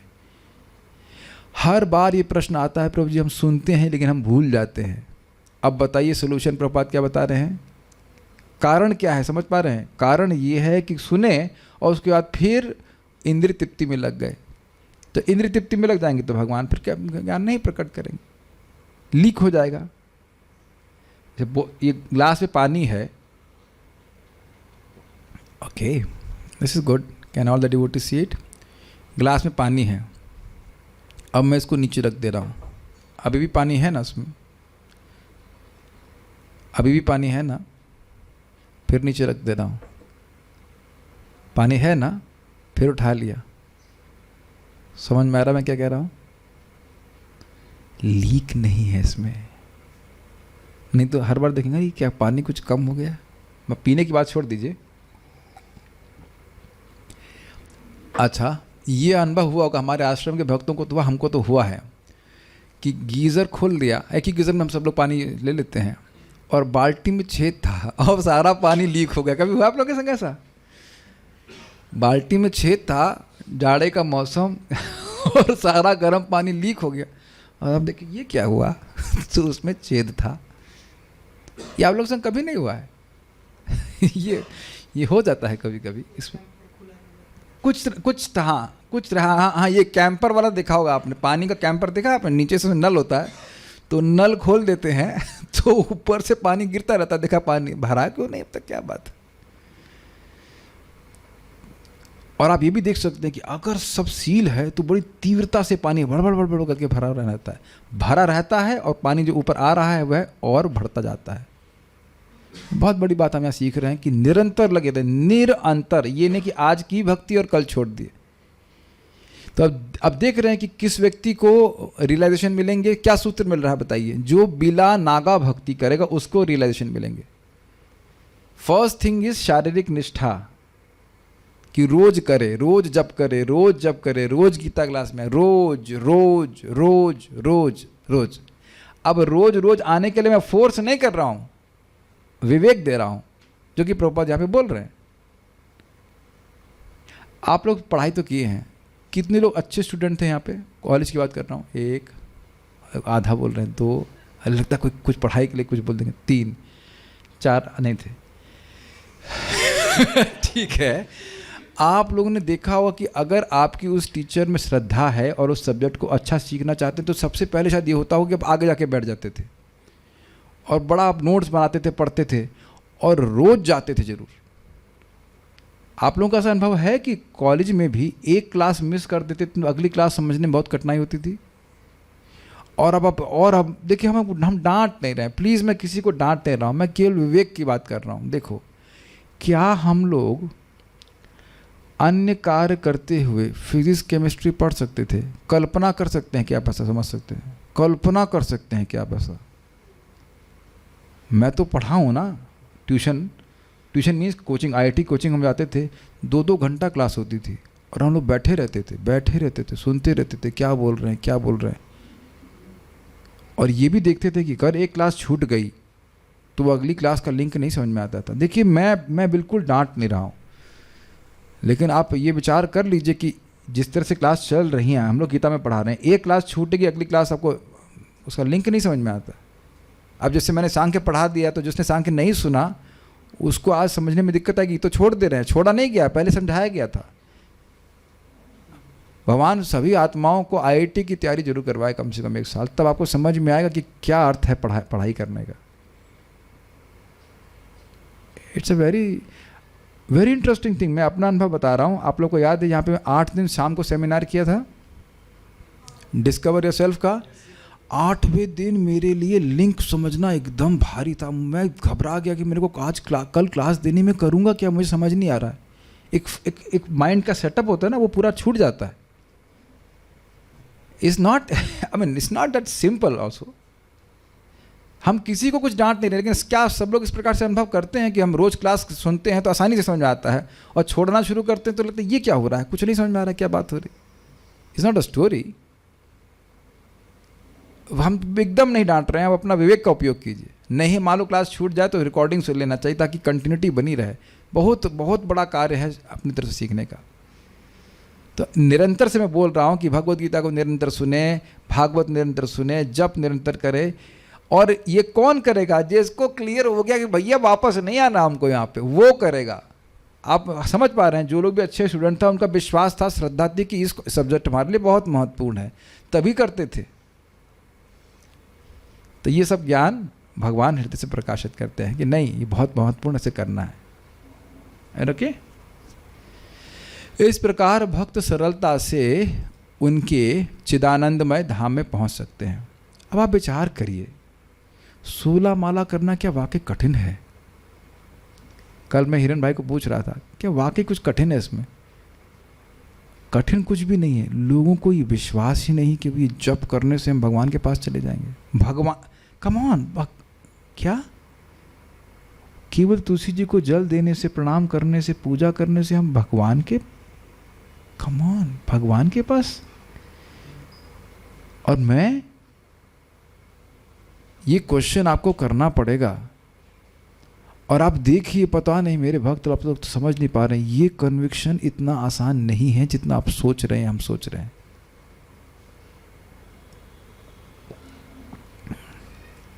अभी आप देख रहे हैं कि जैसे मेरे शरीर से पानी सूख रहा है, मैं पानी पी रहा हूं। ये श्रद्धा आरोपित है। हम सुनते हैं तो हमें श्रद्धा होती है, लेकिन संशय बहुत ज़्यादा है। अभी मानते हैं कि नहीं? अगर वाकई विश्वास है कि कृष्ण के नाम में असीमित लाभ है, तब आप कैसे जप करोगे और मैं कैसे करूंगा? आंसर, तब भी क्या कोई समय बिताने के लिए ग्रेजुएशन करेगा? सी, हम निरुत्साहित नहीं होना चाहिए, लेकिन हमको समझ में आना चाहिए कि हमारी श्रद्धा श्रवण करके ही आई है, और हम नियमित रूप से श्रवण करेंगे तब उत्साह बनता जाएगा। देख रहे थे गीता महात्म सुन रहे थे, लग रहा था हाँ पढ़ना चाहिए, पढ़ना चाहिए, पढ़ना चाहिए, पढ़ना चाहिए, पढ़ना चाहिए, पढ़ना चाहिए। शास्त्र का ये सामर्थ्य है कि हमारे हृदय में श्रद्धा को आरोपित करता है। नहीं तो लगेगा हम क्यों, why I am here. It's a very deep things you have to understand. हम सब लोग यहाँ हैं क्योंकि हम लोग यहाँ होना चाहते हैं। This is very deep. मैं इस भक्ति के प्रोसेस में हूँ क्योंकि मैं इस भक्ति के प्रोसेस में रह करके प्रगति करना चाहता हूँ। वो इच्छा समाप्त, बाहर जाऊँगा ढूंढने के लिए कुछ। हम आपको डरा नहीं रहे हैं। डराते हैं, उसके बाद बोलते हैं डरा नहीं रहे हैं। नहीं, हमको देखिए ना, ये विज्ञान है। भक्ति विनोद ठाकुर जी समझाते हैं, बार बार शास्त्र श्रवण करते हैं, गीता भागवत सुनते हैं तो हमारी श्रद्धा बनी रहती है। नहीं हमें करना है, हमें करना है। और नहीं तो जिनसे उनको हमने कभी देखा ही नहीं है, उनकी प्राप्ति का प्रयास कर रहे हैं कि नहीं? आप एक विचार कीजिए कि सागर में है, एकदम सागर में, और आप समझ पा रहे हैं सागर में दिशा का हिसाब किताब नहीं मालूम चलता, तो आप एकदम सही दिशा में भी होंगे तो भी डाउट रहेगा ना कि क्या मैं सही दिशा में हूँ? कहीं ऐसा तो नहीं कि मैं सागर से दूर तट से दूर जा रहा हूँ? बताइए, इसीलिए आप जानते हैं ना वो लाइट हाउस रहते हैं, लाइट हाउस रहता है कि नहीं, और वो लाइट हाउस दिखाता रहता है, हाँ हाँ वो दिशा में चल रहा है, वहाँ पे तट है। समझ पा रहे हैं? ये शास्त्र इस तरह से बार बार हमको प्रेरित करता है, शास्त्र, गुरु और चैत्य, हृदय में भगवान। तो सही बात है, इसमें लगे रहो, करते रहो करते रहो करते रहो। This is very very very deep. तो इस तरह से भगवान हृदय में जब, और ये भगवान बोलते हैं, तो भगवान कब बोलते हैं? जब वो प्रसन्न होते हैं। कैसे प्रसन्न होते हैं? तेषाम सतत युक्ता नाम भजताम प्रीतिपूर्वकम, जो निरंतर मेरी सेवा में लगे रहते हैं, भोग में नहीं प्रवृत्त होते और भक्त प्रीतिपूर्वक करते हैं, तो उनके लिए बोलते हैं। परम पूज्य राधानाथ महाराज बोल रहे थे, इसलिए हमको आध्यात्मिक गुरु चाहिए, क्योंकि हम ऐसे हैं नहीं, हम 24 घंटे भगवान का भजन नहीं कर रहे हैं और प्रीतिपूर्वक नहीं कर रहे हैं। इसलिए ऐसे भक्त की शरण लेनी होगी जो ऐसा कर रहा है, वो समझ रहा है कि भगवान की महिमा क्या है, भगवान की भक्ति करने से क्या लाभ होगा, और वो हमको बोलेंगे बार बार तो हम समझ पाएंगे। सुनाई पड़ रहा है, कोमल श्रद्धा का मतलब ही है कि पता नहीं काम करेगा कि नहीं करेगा, हमको तो लग रहा है कि नहीं करता है। तो जो इसकी उच्चतर श्रद्धा है, जो इस स्टेज को क्रॉस कर चुका है, उससे सुनने से व्यक्ति को श्रद्धा होती है। हाँ नहीं ऐसा होता है, कोई बात नहीं, आप भक्ति करते रहो, सब ठीक हो जाएगा। एक फ़कीर मोहन प्रभु थे, वो बड़े अच्छे थे, भगवान के नाम में बहुत रुचि थी। तो एक भक्त उनको बोले कि प्रभु नाम में रुचि नहीं हो रही है, हम तो केवल जीप से बोल रहे हैं। अरे बाबा यू चैंट अरे बाबा यू चैंट कहने का तुम जप करते रहो, सब कुछ जप के प्रभाव से प्रकट होगा। ये होता है ना आप लोग के मन में, कभी नहीं, तो इतने साल हो गए, 2 साल से मैं जप कर रहा हूँ, मुझे रुचि नहीं आ रही, भगवान प्रकट नहीं हो रहे। अरे करो भाई, कम से कम 20, 30, 40 साल करो तो सही। इनका स्टाइल बड़ा अच्छा था, अरे बाबा यू चैंट ऐसे बोलते, अरे थोड़ा जप करो तो सब प्रकट हो जाएगा, एवरीथिंग विल बिकम। और ऐसे गौरांग प्रभु यहाँ बता रहे थे, don't leave before transformation begin to manifest.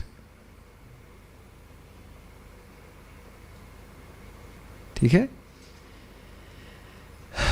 तो हम खाली बात बोल रहे थे कि इस प्रकार की श्रद्धा भगवान हृदय में हमको दे दें कि इस भक्ति के द्वारा ही कृष्ण सुखी हो रहे हैं, और इस भक्ति के द्वारा ही मैं भगवान के पास पहुंच जाऊंगा, तो आपका काम बन गया कि नहीं? इसी को कहते हैं बुद्धि योग। It's very mysterious. बाहर के लोग नहीं समझ पाएंगे कि हम ये इतना सब चर्चा क्यों कर रहे हैं, टाइम वेस्ट क्यों कर रहे हैं। गलत तो नहीं कह रहे हैं, सब लोग मान रहे हैं ना आप अपना समय खराब कर रहे हैं। वो लोग समय खराब कर रहे हैं और हमारे बारे में मान रहे हैं कि हम समय खराब कर रहे हैं। इस प्रकार इस श्लोक में वर्णित बुद्धि योग भगवान कृष्ण की भक्ति है, और यहाँ पर उल्लेखित सांख्य शब्द का नास्तिक कपिल द्वारा प्रतिपादित अनिश्वरवादी सांख्य योग से कुछ भी संबंध नहीं है। अतः किसी को यह भ्रम नहीं होना चाहिए कि यहाँ पर उल्लेखित सांख्य योग का अनिश्वरवादी सांख्य से किसी प्रकार का संबंध है। तो ये सांख्य जो है ये भगवान का सिद्धांत है, जो नास्तिक कपिल थे उनके बारे में नहीं बोला जा रहा है। न ही उस समय उसके दर्शन का कोई प्रभाव था, जब भगवान बोल रहे थे तो ये सब व्यक्ति नहीं थे, और न कृष्ण ने ऐसी ईश्वर विहीन दार्शनिक कल्पना का उल्लेख करने की चिंता करी, क्योंकि भगवान ने स्वयं ही बोल दिया कि ना तो वाह हम जातु ना सम, मैं, ऐसा कोई समय नहीं था कि मैं नहीं था। तो ईश्वर तो अपने आप ही बोल दे रहा कि मैं था, तो ईश्वर को नेगेट करने का तो कोई मतलब ही नहीं है। वास्तविक सांख्य दर्शन का वर्णन भगवान कपिल द्वारा श्रीमद् भागवत में हुआ है, किंतु वर्तमान प्रकरणों में उस सांख्य से भी कोई सरोकार नहीं है, वो बहुत विशद वर्णन है उधर। यहाँ सांख्य का अर्थ है शरीर तथा आत्मा का वैश्लेषिक अध्ययन। आत्म तत्व को कैसे प्रकाशित किया गया? शरीर से भिन्न दिखा करके। इसको जलाया नहीं जा सकता, इसे काटा नहीं जा सकता, इस तरह से करते करते आत्म तत्व के बारे में भगवान ने प्रकाशित किया। ये शाश्वत है, अजो नित्यम शाश्वतो यम पुराणो न हन्यते हन्य माने शरीर। इस प्रकार से शरीर से पृथक और शाश्वत रूप में जीव की सत्ता का वर्णन हुआ। यहाँ पे भगवान कृष्ण ने आत्मा का वैश्लेषिक वर्णन अर्जुन को बुद्धि योग या कर्म योग तक लाने के लिए किया। ये क्या मतलब हुआ? भगवान समझा दिए कि तुम आत्मा हो, और फिर आत्मा के गुणों को बता दिया। फिर प्रश्न आएगा, हूँ तो मैं आत्मा, लेकिन आत्मा का अनुभव नहीं कर रहा हूँ। तब भगवान ने कहा कि नहीं समझ पा रहे हो तो ठीक है, अभी निष्काम कर्मयोग करो, इससे तुम्हें इसकी आत्मा की अनुभूति हो जाएगी। Got it? अतः भगवान कृष्ण का सांख्य तथा भागवत में भगवान कपिल द्वारा वर्णित सांख्य एक ही है। यद्यपि वहाँ कपिल देव थोड़ा अलग तरह से बात कर रहे हैं और डिटेल में बात कर रहे हैं, लेकिन यहाँ पे भी प्रयोजन यही है कि व्यक्ति भगवान की शरणागति को स्वीकार करे। तुम आत्मा हो, तुम्हें करना क्या चाहिए? आत्मा वाले कार्य करने चाहिए। आत्मा वाले कार्य हैं भक्ति, भक्ति करो, ये बात है। ये दोनों भक्ति योग हैं, यानी निष्काम कर्म, वहाँ भी भक्ति का वर्णन किया गया, यहाँ भी भक्ति का वर्णन किया गया है।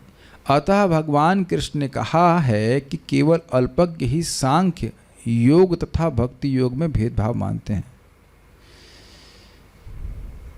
नहीं, थोड़ा सा मिस्टेक हुआ, ये दोनों भक्ति योग हैं, दोनों भक्ति योग हैं, मतलब सांख्य भी भक्ति योग है और निष्काम कर्म भी भक्ति योग है। ऐसा क्यों?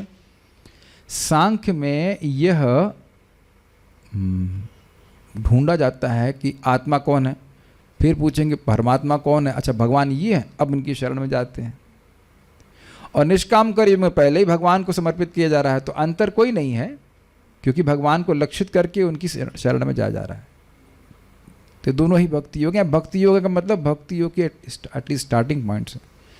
अतः भगवान कृष्ण ने कहा है कि केवल अल्पज्ञ ही सांख्य योग तथा भक्ति योग में भेदभाव मानते हैं। ये आगे आएगा, सांख्य योगो पृथक बाला प्रवदंती न विपश्चितः, सांख्य योगो पृथक बाला प्रवदंती न पंडितः, पंडितः। सांख्य और योग, सांख्य योग और निष्काम कर्म योग पृथक, ये अलग हैं। बाला प्रवदंती, जो बच्चे हैं वो बोलते हैं, न पंडितः, जो पंडित है वो ऐसा नहीं बोलते हैं, क्योंकि जान रहे हैं कि एकम अपि आस्थिते सम्यक उभयो विन्दते फलम। कोई व्यक्ति किसी इन दोनों में से किसी प्रोसेस को लेता है, वह वही फल प्राप्त करता है, आत्मा की अनुभूति प्राप्त करता है, चाहे वो निष्काम कर्म योग हो चाहे वो सांख्य हो। तो अलग अलग नहीं है, एक ही उद्देश्य को प्राप्त करने के लिए दो तरीके हैं। दो लोग अलग अलग प्रकार के अधिकार से युक्त होते हैं तो व्यक्ति करता है। एक व्यक्ति थोड़ा ज्ञानी स्वभाव का है तो सांख्य करता है, और कोई व्यक्ति आत्म तत्व को सीधे नहीं समझ पा रहा है तो निष्काम कर्म योग के द्वारा अपने चित्त को शुद्ध करके आत्मा की अनुभूति प्राप्त करता है। मुझे तो संदेह है कि बात कुछ समझ में आ रही है। देखिए, ये बातें और क्लियर होंगी 5वें अध्याय में, तो जहाँ पे श्लोक चर्चा किया जाएगा। अब हमको नहीं समझ में आ रहा है कि बात समझ में आ रही है। आत्म तत्व को आप दो तरह से समझ सकते हो। एक है सांख्य के द्वारा, और तपस्या करते हैं और उसके द्वारा आत्मा की अनुभूति होती है, और दूसरी तरफ निष्काम कर्म योग है, जिसमें व्यक्ति अपने कर्म को ड्यूटी की भावना से करता है, कर्तव्य बुद्धि से करता है, आत्मा का अनुभव प्राप्त करने के लिए। तो वहाँ भगवान प्रसन्न होते हैं, दोनों से प्रसन्न होते हैं, लेकिन अधिकार भेद कि मान लो आत्म तत्व को नहीं समझ पा रहे हो डायरेक्टली, तो उसका अनुभव करने के लिए निष्काम कर्म योग करो। तो दोनों ही सांख्य योग और निष्काम कर्म योग, ये दोनों ही आत्मा की अनुभूति करने के लिए हैं, और इससे भगवान की कृपा प्राप्त होती है। और ये स्टेपिंग स्टोन्स हैं भक्ति के लिए। भगवान को प्रसन्न करने की भावना दोनों जगह है कि नहीं? एक ज्ञान के द्वारा प्रसन्न कर रहा है, एक निष्काम कर्म के द्वारा प्रसन्न कर रहा है।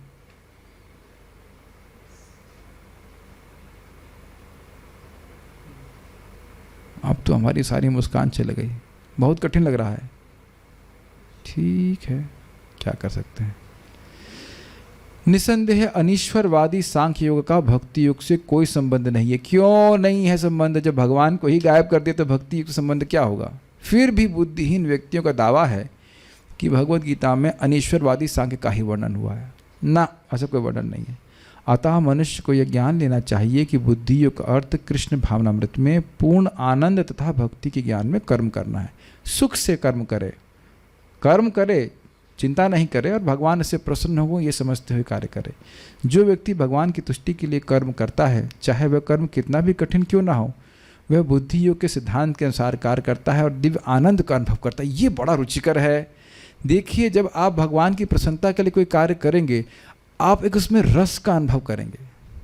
You don't want anything else except that service. The service itself is a reward.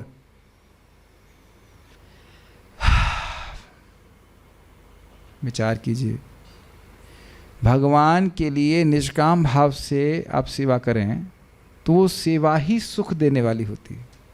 जैसे उदाहरण आप लीजिए, माँ अपने बच्चे की सेवा करती है तो सेवा ही सुख का सुख स्वरूप है। वो नहीं करने को मिलता है तो वो दुखी होती है। पत्नी अगर अपने पति से प्रेम करती है तो पति की सेवा करती है तो वो सेवा ही सुख है, उसके बदले में और कुछ नहीं चाह रही है। माँ तो सब शांत हो गए हैं, लग रहा है नींद आ रही है, व्रत की वजह से थक गए हैं, ऐसा कुछ है। आप देखते हैं ना, जब कथा अच्छी लगती तो कथा ही अपने आप में पर्याप्त है। कथा से अब क्या महात्म्य है ये उससे कोई मतलब नहीं, कथा ही अच्छी लग रही होती है। कभी भगवान कृपा होती है, जब अच्छा लगता है तो वो जप करना ही अपने आप में जप ही परितोषक है, जप ही आपका फल है। जप में जो सुख मिल रहा है उसी में खुश हो जाते हैं। क्या इतना भी आप लोग नहीं समझते हैं? डोंट आई शुड हाँ भी नहीं कुछ नहीं, क्या व्हाट इज दिस? क्या ऐसा कभी कोई अनुभव नहीं हुआ आपको? वो सेवा ही अपने आप में आपका रिवॉर्ड हो गया। इसी को बात प्रभुपाद जी कह रहे हैं यहाँ पे। देखिए दिखना चाहिए, नहीं तो लगेगा सब थ्योरी की बातें हो रही हैं। ऐसी दिव्य व्यस्तता के कारण उसे भगवत कृपा से स्वतः संपूर्ण दिव्य ज्ञान प्राप्त हो जाता है और ज्ञान प्राप्त करने के लिए अतिरिक्त श्रम किए बिना ही उसकी पूर्ण मुक्ति हो जाती है। इसकी व्याख्या हो गई थी, भगवान प्रसन्न होते हैं जब निष्काम भावना से हम कुछ सेवा करते हैं, प्रसन्न होकर के सारा हृदय से अपना ज्ञान, जो भी ज्ञान का टैप है वो खोलते जाते हैं, तो अलग से ज्ञान लेने के प्रयास की जरूरत नहीं होती है। देखिए बात समझिए, हम लोग का ज्ञान स्वतः सिद्ध है आत्मा का, वो तो जबरदस्ती अविद्या के द्वारा रोका जा रहा है। वो अविद्या का बांध हट जाएगा तो अपने आप प्रकाशित हो जाएगा ज्ञान। तो अविद्या कौन हटाता है? भगवान हटा देते हैं। अहम अज्ञानजम तमः नाशयामि आत्मभावस्तो ज्ञानदीपेन भास्वता। मैं जब भगवान के भक्त आज दूसरे को बताते हैं भगवान के बारे में, बोधयंत बोध कराते हैं, आपको पता है, आप समझ पा रहे हैं, इस तरह से समझाते हैं, खुश होकर के बात हो रही है, तो भगवान प्रसन्न होकर के बोलने वाले और सुनने वाले दोनों के हृदय के अज्ञान को नष्ट करते हैं, विद्या को नष्ट करते हैं। जो उनका ज्ञान स्वतः सिद्ध है उसको प्रकाशित कर देते हैं। नित्य सिद्ध कृष्ण प्रेम साधु को बिनोए श्रवण आदि शुद्ध चित्त कौरि बेउदय। क्या ये विज्ञान समझ रहे हैं?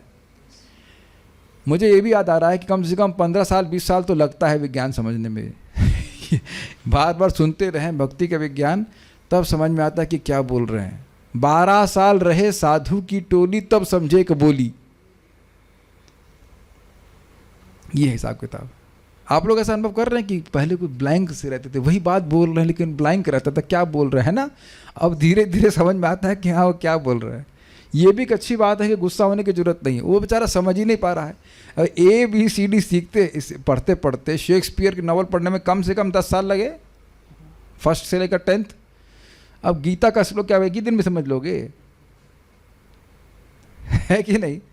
हाँ, लेकिन कहने का आश्रय अर्थ ये है कि उसको आत्मज्ञान प्राप्त करने के लिए अलग से प्रयास करने की जरूरत नहीं है। कृष्ण भावनामृत कर्म तथा फल प्राप्ति की इच्छा से किए गए कर्म में विशिष्टतया पारिवारिक या भौतिक सुख प्राप्त करने की इंद्रिय तृप्ति के लिए के कर्म में प्रचुर अंतर होता है। अतः बुद्धि योग हमारे द्वारा संपन्न कार्य का दिव्य गुण है।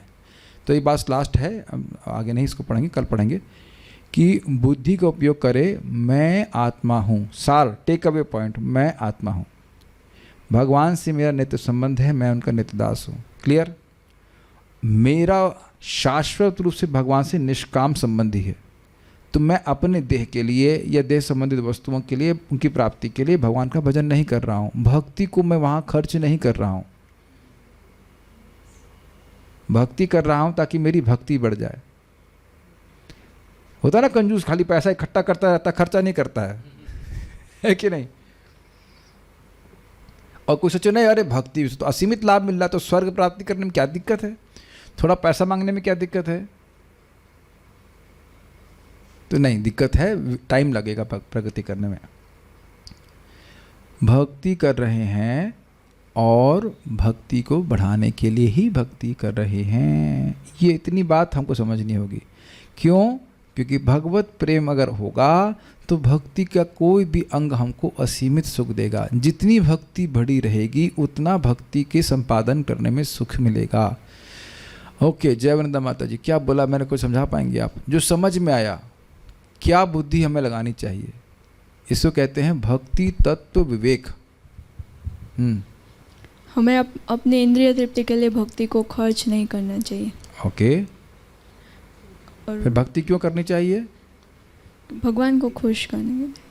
हाँ, हमारी भक्ति बढ़े। और क्या इससे भगवान प्रसन्न होते हैं? यस। यस। बहुत प्रसन्न होते हैं, और बहुत ज़्यादा प्रसन्न होंगे तो खूब कृपा मिलेगी। केवल अटेंशन की बात है, सॉरी इंटेंशन की बात है। ये मैं भी पूछने वाला हूँ, सुनने लो भाई। अगर आप लोग वीडियो ऑफ करके भाग नहीं गए तो, आपने कहा था डांटेंगे नहीं, तो डांट नहीं रहा हूँ, जस्ट बोल रहा हूँ। अगर आप वीडियो ऑफ करके नहीं भागे तो मैं भी आपसे पूछने वाला हूँ कि क्या समझ में आया। ये बुद्धि होनी चाहिए, मैं आत्मा हूँ और इस जगत की कोई भी वस्तु मुझको संतुष्ट नहीं करेगी। संतुष्ट क्या करेगी? स्पर्श ही नहीं कर पाएगी। तो भक्ति करूँ तो इसीलिए भक्ति करूँ ताकि मेरी भक्ति बढ़ जाए। और वह क्यों? जब भक्ति बढ़ी रहेगी तभी व्यक्ति भगवान से जो प्रकाशित सुख है उसका वह अनुभव कर पाएगा। और ये भगवान ने स्वयं ही बोला है भागवत में, यादृशी हाँ, ये ब्रह्म संहिता में, यादृशी श्रद्धा, भगवान महाविष्णु बोल रहे हैं ब्रह्मा जी को, सिद्धिर भवति तादृशी। जितनी जितनी श्रद्धा का विकास होता है उतनी उतनी व्यक्ति को सिद्धि प्राप्त होती है, उतना उतना वह अनुभव भगवान का कर पाता है। जानते हैं ना, श्रद्धा से लेकर प्रेम तक श्रद्धा का विकास है। जितनी जितनी श्रद्धा बढ़ी हुई है उतनी उतनी व्यक्ति को भक्ति का, भगवान की अनुभूति होती है। तो क्यों भक्ति कर रहे हैं? बड़ा क्लियर, कुछ नहीं चाहिए इससे और हमारी भगवान से प्रीति बढ़ जाए, हमारे भगवान से प्रीति बढ़ जाए। ये है, चाहे वो आप गीता पाठ कर रहे हैं, चाहे कुछ भी कर रहे हैं, क्या जप कर रहे हैं या प्रसाद पा रहे हैं या सेवा कर रहे हैं, कुछ भी। Does it make sense? ये बात है। तो हम यहाँ पे रुकेंगे। रामानुजाचार्य जी की टीका और सारार्थ वर्षिणी को हम जो है आगे लेंगे। तो यहाँ पर ऊपर समझाए कि बुद्धि योग का अर्थ है भक्ति योग, और इसमें बुद्धि का उपयोग है कि मैं भक्ति क्यों कर रहा हूँ। ओके, जो समझ में आया आपको उससे थोड़ा समझाने का प्रयास कीजिए। कुछ बोलिए, एक पॉइंट अगर कुछ अच्छा लगा आपको तो। नहीं समझ में आया बोलिए। जय कृष्णा। यस। हाँ प्रभु जी, आपने पॉइंट बहुत अच्छा बताया था उसमें कि जीव जो है वो सिर्फ भक्ति करके ही सुखी रह सकता है। कोई भी जो भौतिक चीज है वो जीव को स्पर्श नहीं करती, और जो जीवात्मा है वो भौतिक संसार में केवल आनंद ढूंढने के लिए इधर उधर भाग रहा है। लेकिन असली आनंद हमें सिर्फ भक्ति में मिलेगी। इसलिए एक चीज हमें समझनी चाहिए कि भक्ति करते हुए सिर्फ भगवान को प्रसन्न करने की भावना रखनी चाहिए, ना कि अपनी इंद्र तृप्ति। सिंपल है। मैं प्यासा हूं तो क्या सोचता हूं? पेट्रोल पी के सुखी हो जाऊंगा। कभी नहीं सोचेंगे हम लोग कि प्यासे हैं तो पेट्रोल बाकी सुखी हो जाएंगे, कभी नहीं सोचे ना। एक ही बात आती, पानी चाहिए, पानी चाहिए, पानी चाहिए। ठीक है, ओके। शैली शुक्ला माता ji, you want to say something? और यहाँ पे भक्तों से पूछूंगा मैं, आप लोग हरे कृष्ण प्रभु जी। क्वेश्चन नहीं पूछवाएंगे? हरे कृष्ण प्रभु जी। प्रभु जी, आपने बताया, समझाया यह कि भक्ति करें और हम अपनी भक्ति में संलग्न रहें जिससे मेरी भक्ति बढ़ती जाए। और जो हम भगवान की सेवा करते हैं, जिस सेवा में हम नित्य निरंतर अगर संलग्न रहेंगे तो हमें ये मानना चाहिए कि जो हम वो सेवा कर रहे हैं उससे भगवान हम पर प्रसन्न हो रहे हैं। ये बहुत अच्छी बात है, ये बहुत है। बहुत इंपॉर्टेंट बात बोल रहे हैं, निरंतर करना। रोज, निरंतर का मतलब एटलीस्ट रोज करना। ये एक दिन से अधिक का अंतर नहीं होना चाहिए। लेकिन स्वाभाविक सी बात है, आप बीमार पड़ गए अलग बात है, भगवान भी वो देख रहे हैं।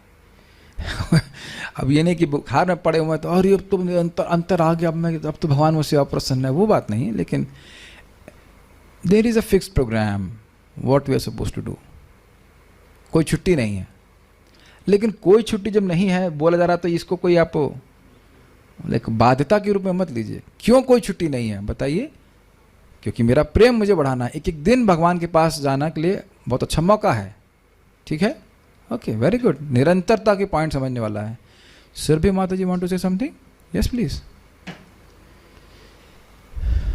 प्रभु जी, इसमें शुरुआत में एक पॉइंट आया था कि मेरे सुख की प्राप्ति और मेरे दुख की निवृत्ति, ये दोनों ही काम का प्रतीक है। ये दोनों ही, मैं अपने ही बारे में सोच रही हूँ, अपने सुख के बारे में, जबकि मुझे कृष्ण के सुख के बारे में सोचना है।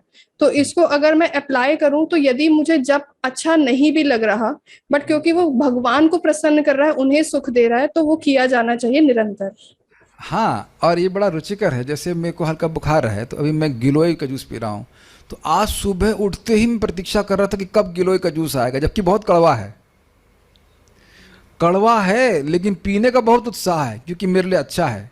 Do you agree? ऐसा आप लोग सोचते हैं कभी कि दवा बहुत कड़वी है लेकिन आपको बहुत लाभ देगी तो आप उत्साहित रहते हो कि पी लें उसको, चाहे नाक बंद करके पिए। और एक हम लोग होटल के एक डिवोटी व्यक्ति हैं डॉक्टर साहब, उनकी दवा लेते तो वो तो पहली बार पे तो उल्टी ही कर दिया, मैं उसको नहीं खा पाया, फिर वो नाक बहुत कर से पी जाते थे, क्योंकि बहुत सोच रहे थे कि सारे हृदय के कचरे को सफाई, सॉरी हृदय नहीं, शरीर के कचरे को निकाल देगी ये।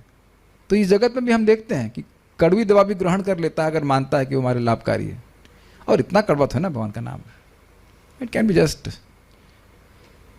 कड़वा नहीं, वो है एक्चुअली मीठा, लेकिन हमको कड़वा लग रहा है, लगाया जा रहा है, ये बात बोल रहे हैं। और क्या कुछ कहना चाहते हैं? ओके, यहाँ पे भक्त कुछ पूछ रहे थे, यू वांट टू से आस्क, बोलिए। प्रभु जी एक चीज़ आपने मेंशन की थी कि चैत गुरु, हाँ चैत्य, तो ये कैसे समझ में आएगा कि हमें मन गाइड कर रहा है कि चैत गुरु गाइड कर रहा है? यस, ये हम लोग प्रश्न का समझ में आया। हम ये कैसे समझें कि चैत्य परमात्मा इंस्पिरेशन दे रहे हैं कि हमारा आत्मा अर्थात मन इंस्पिरेशन दे रहा है? आत्मा का एक अर्थ मन भी होता है ना। देखिए बहुत सिंपल बात है, ये एकदम स्पष्ट पढ़ा है। शास्त्र गुरु, क्या था वो? शास्त्र गुरु साधु रूपे आत्मा आत्मजनान, ये था ना चैतन्य चरितामृत के श्लोक।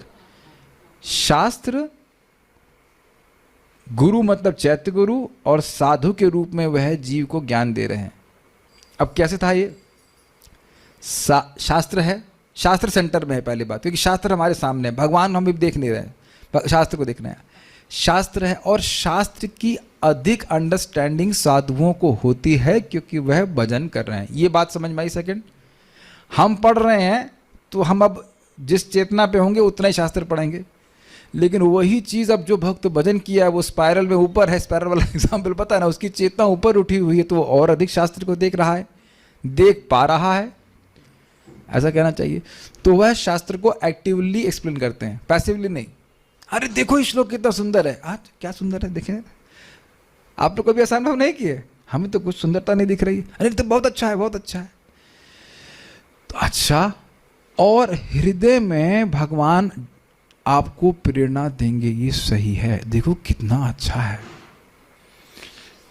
क्या ये आप घटित होता हुआ देख रहे हैं?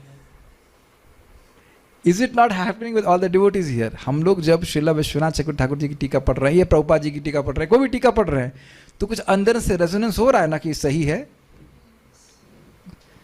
क्यों राजेश प्रभु, आपको क्या लगता है? अंदर से हाँ ये सही है, ये अंदर से सही है। कौन बोल रहा है?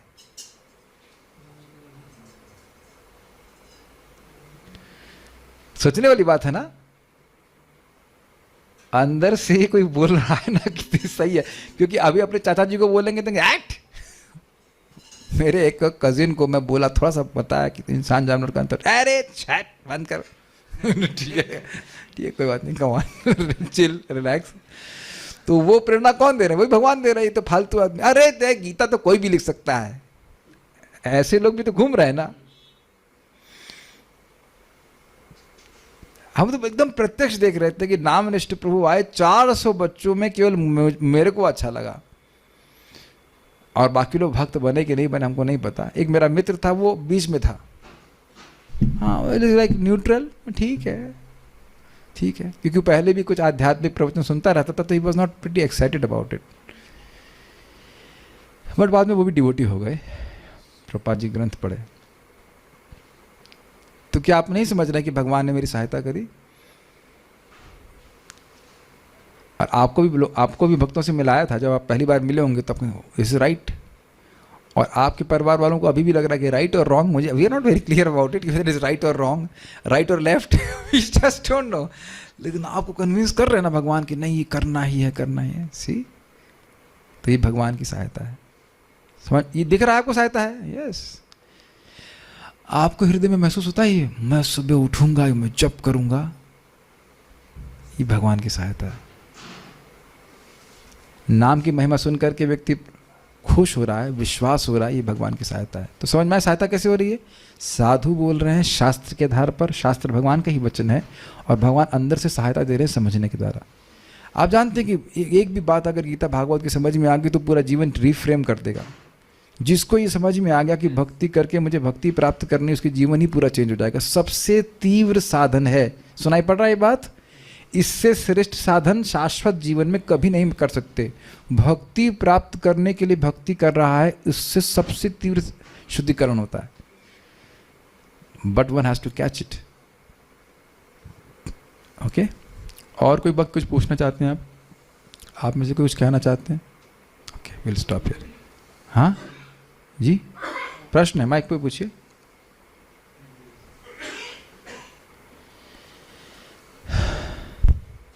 कि भक्ति कर रहे हैं कंटिन्यू, तो बाय चांस थोड़े टाइम के लिए इंद्रिय तृप्ति में प्रवृत्त वो होता ही, है, वो होगा ही.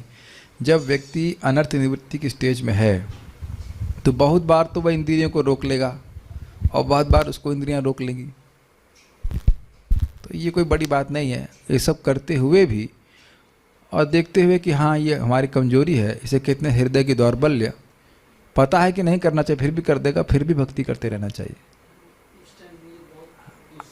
गुस्सा से काम नहीं चलेगा. ये समझना चाहिए कि वो एक पुराना फेज है, वो धीरे धीरे करके फेज आउट हो जाएगा. और श्रवण करते रहना चाहिए, भक्तों के संग में लगे रहना चाहिए. ये एक नहीं, सबके संग ऐसा होता है, सबके संग होता है. और धीरे धीरे आप जब करते रहेंगे धीरे धीरे देखेंगे अरे वो तो सब गायब हो गया. अपनी तरफ से इच्छा होनी चाहिए इनको छोड़ने की, फिर भगवान सहायता करते हैं. Make sense to? हाँ, माइक पे बोलिए. हाँ, जरूर. सांख्य और निष्काम में क्या मेजर डिफरेंस है? हम बताएंगे. उसको क्या बताऊं, हम लोग आप रिकॉर्डिंग सुनिए. हम उससे पहले बता चुके हैं. हाँ, हम बता चुके हैं. ये चौथा दिवस है आज. फेस्टिवल समाप्त हो गया ये. आप देखिए, जब रोज नहीं आप आओगे तो मैं किसी सहायता करूँ, मैं रोने लग जाऊंगा इस तरह से बताते बताया था कि नहीं.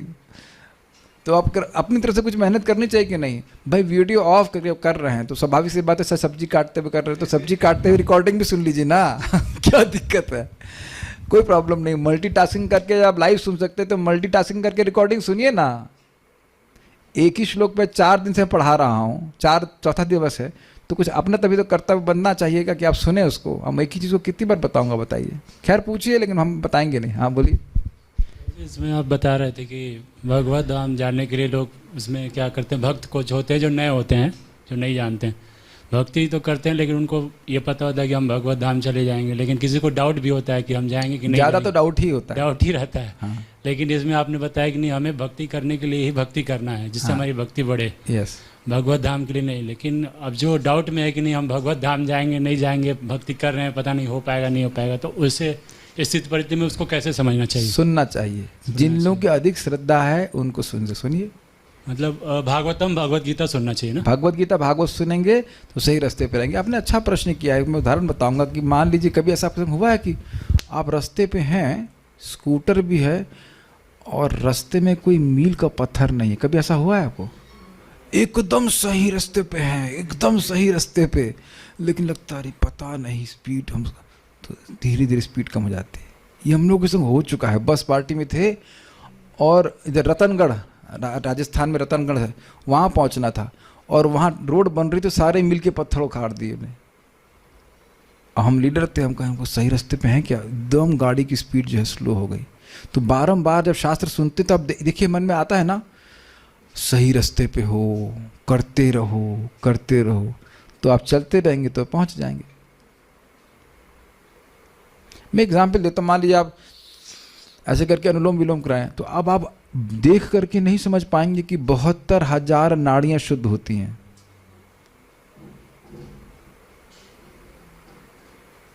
आंवले का जूस पीने से आंखें ठीक होती हैं. क्या? इधर पेट में गया और आंख इधर से ठीक हो जाएगी, आंख की रोशनी बढ़ जाती है. तो हम समझते क्या है बताइए? सुन कर, सबका प्रभाव है लेकिन सुन कर के व्यक्ति ठीक हो, उसको ग्रहण करता है कि नहीं? ये बात है. ये देखने कि सुन करके ही अपना कल्याण समझता है. ये आप समझिए. माइक उनके पास पहुंचाइए तो मैं आपको एक रहस्यमय बात बताता हूं. भगवान ने आंखें दी हैं ताकि हमारी ममता हो जाए. समझे? स्वीकार्य है? ये स्पीकर मेरा है,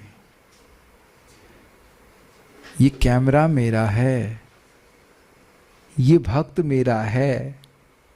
ऐसा नहीं पति मेरा है, बच्चे मेरे हैं. आंखों को देख देख करके ऐसा होता है कि नहीं बताइए? ये बहुत इंटरेस्टिंग है अगर आप समझ पा रहे हैं। ये होता हुआ देख रहे हैं, आंखों से देख देख करके व्यक्ति आसक्त हो जाता है कि नहीं, और कान से वह अपना भविष्य देखता है। Is it not super interesting? ये करोगे तो ये हो जाएगा, ये नहीं करोगे तो ये नहीं होगा। भक्त ने एक्सप्रेशन दिया, यस कान से सुनते हैं, यस ऐसा होगा वैसा होगा, करते कि नहीं। आंवले का जूस पीने से जिस उम्र के हैं वो उम्र स्थगित हो जाती है। अच्छा 70 साल में भी मैं आके ऐसे चमकता रहूंगा। दानिश प्रभु बता रहे थे कि एक बुढ़िया थी, वो बुढ़िया भी 16 साल की लगती थी, वो 16 साल से जूस पीती रहती थी आंवले का रोज। तब आप लोग सोच रहे हैं कि आंवले का जूस कहाँ मिलेगा, आप नहीं सोचेंगे। तो कान से सुनते ही आपको अपना भविष्य दिखने लगता है। ये सब लोग समझ रहे हैं कि नहीं? और इसी का दुरुपयोग किया जा रहा है। कहीं भी ऐड दीजिए, ये कर लीजिए, ये जॉब प्राप्त कर लीजिए, वो कर लीजिए, वो कर लीजिए, सुन करके हाँ मैं अब इसके लिए प्रयास करूंगा, मैं सुखी हो जाऊंगा, और सुख नहीं मिलता फिर। लेकिन इस प्रकार से हम बद्ध जीव को भगवद गीता भगवान धोखे में रखने के लिए नहीं बोल रहे हैं। जिससे उसका श्रेय निश्चित रूप से होगा वो बोलिए। आप अभी सुने थे ना, स्यात निश्चितम श्रेय, जिससे निश्चित श्रेय होगा वो बोलिए। तो बोल करके श्रेय की धारणा हो जाएगी, हाँ ये करने से मेरा कल्याण होगा। क्या इसी श्लोक में भगवान बोल रहा है कि नहीं? बुद्धिया युक्तो, श्लोक देखिए आप, बड़ा सुंदर है। बुद्धिया युक्तो यया पार्थ कर्म बंधम प्रहास्यसि। इस बुद्धि से युक्त होकर के तुम कर्म बंधन को त्याग काट दोगे। कुछ दिखाई पड़ रहा है भविष्य में कान से सुन करके, तब व्यक्ति करना शुरू करेगा। This is very nice, that's why hearing is needed. आप कुछ पूछ रहे थे, माइक ऑन कीजिए। हरे कृष्ण प्रभु जी, धन्यवाद, प्रणाम। बोलिए। मेरा जो प्रश्न है ये क्लास के रिलेटेड है, नहीं है। Can I still ask you afterwards? Okay, let's stop here. Okay, Shrimad Bhagavad Gita की जय, श्रील प्रभुपाद की जय, ताई गौर प्रेमानंदे।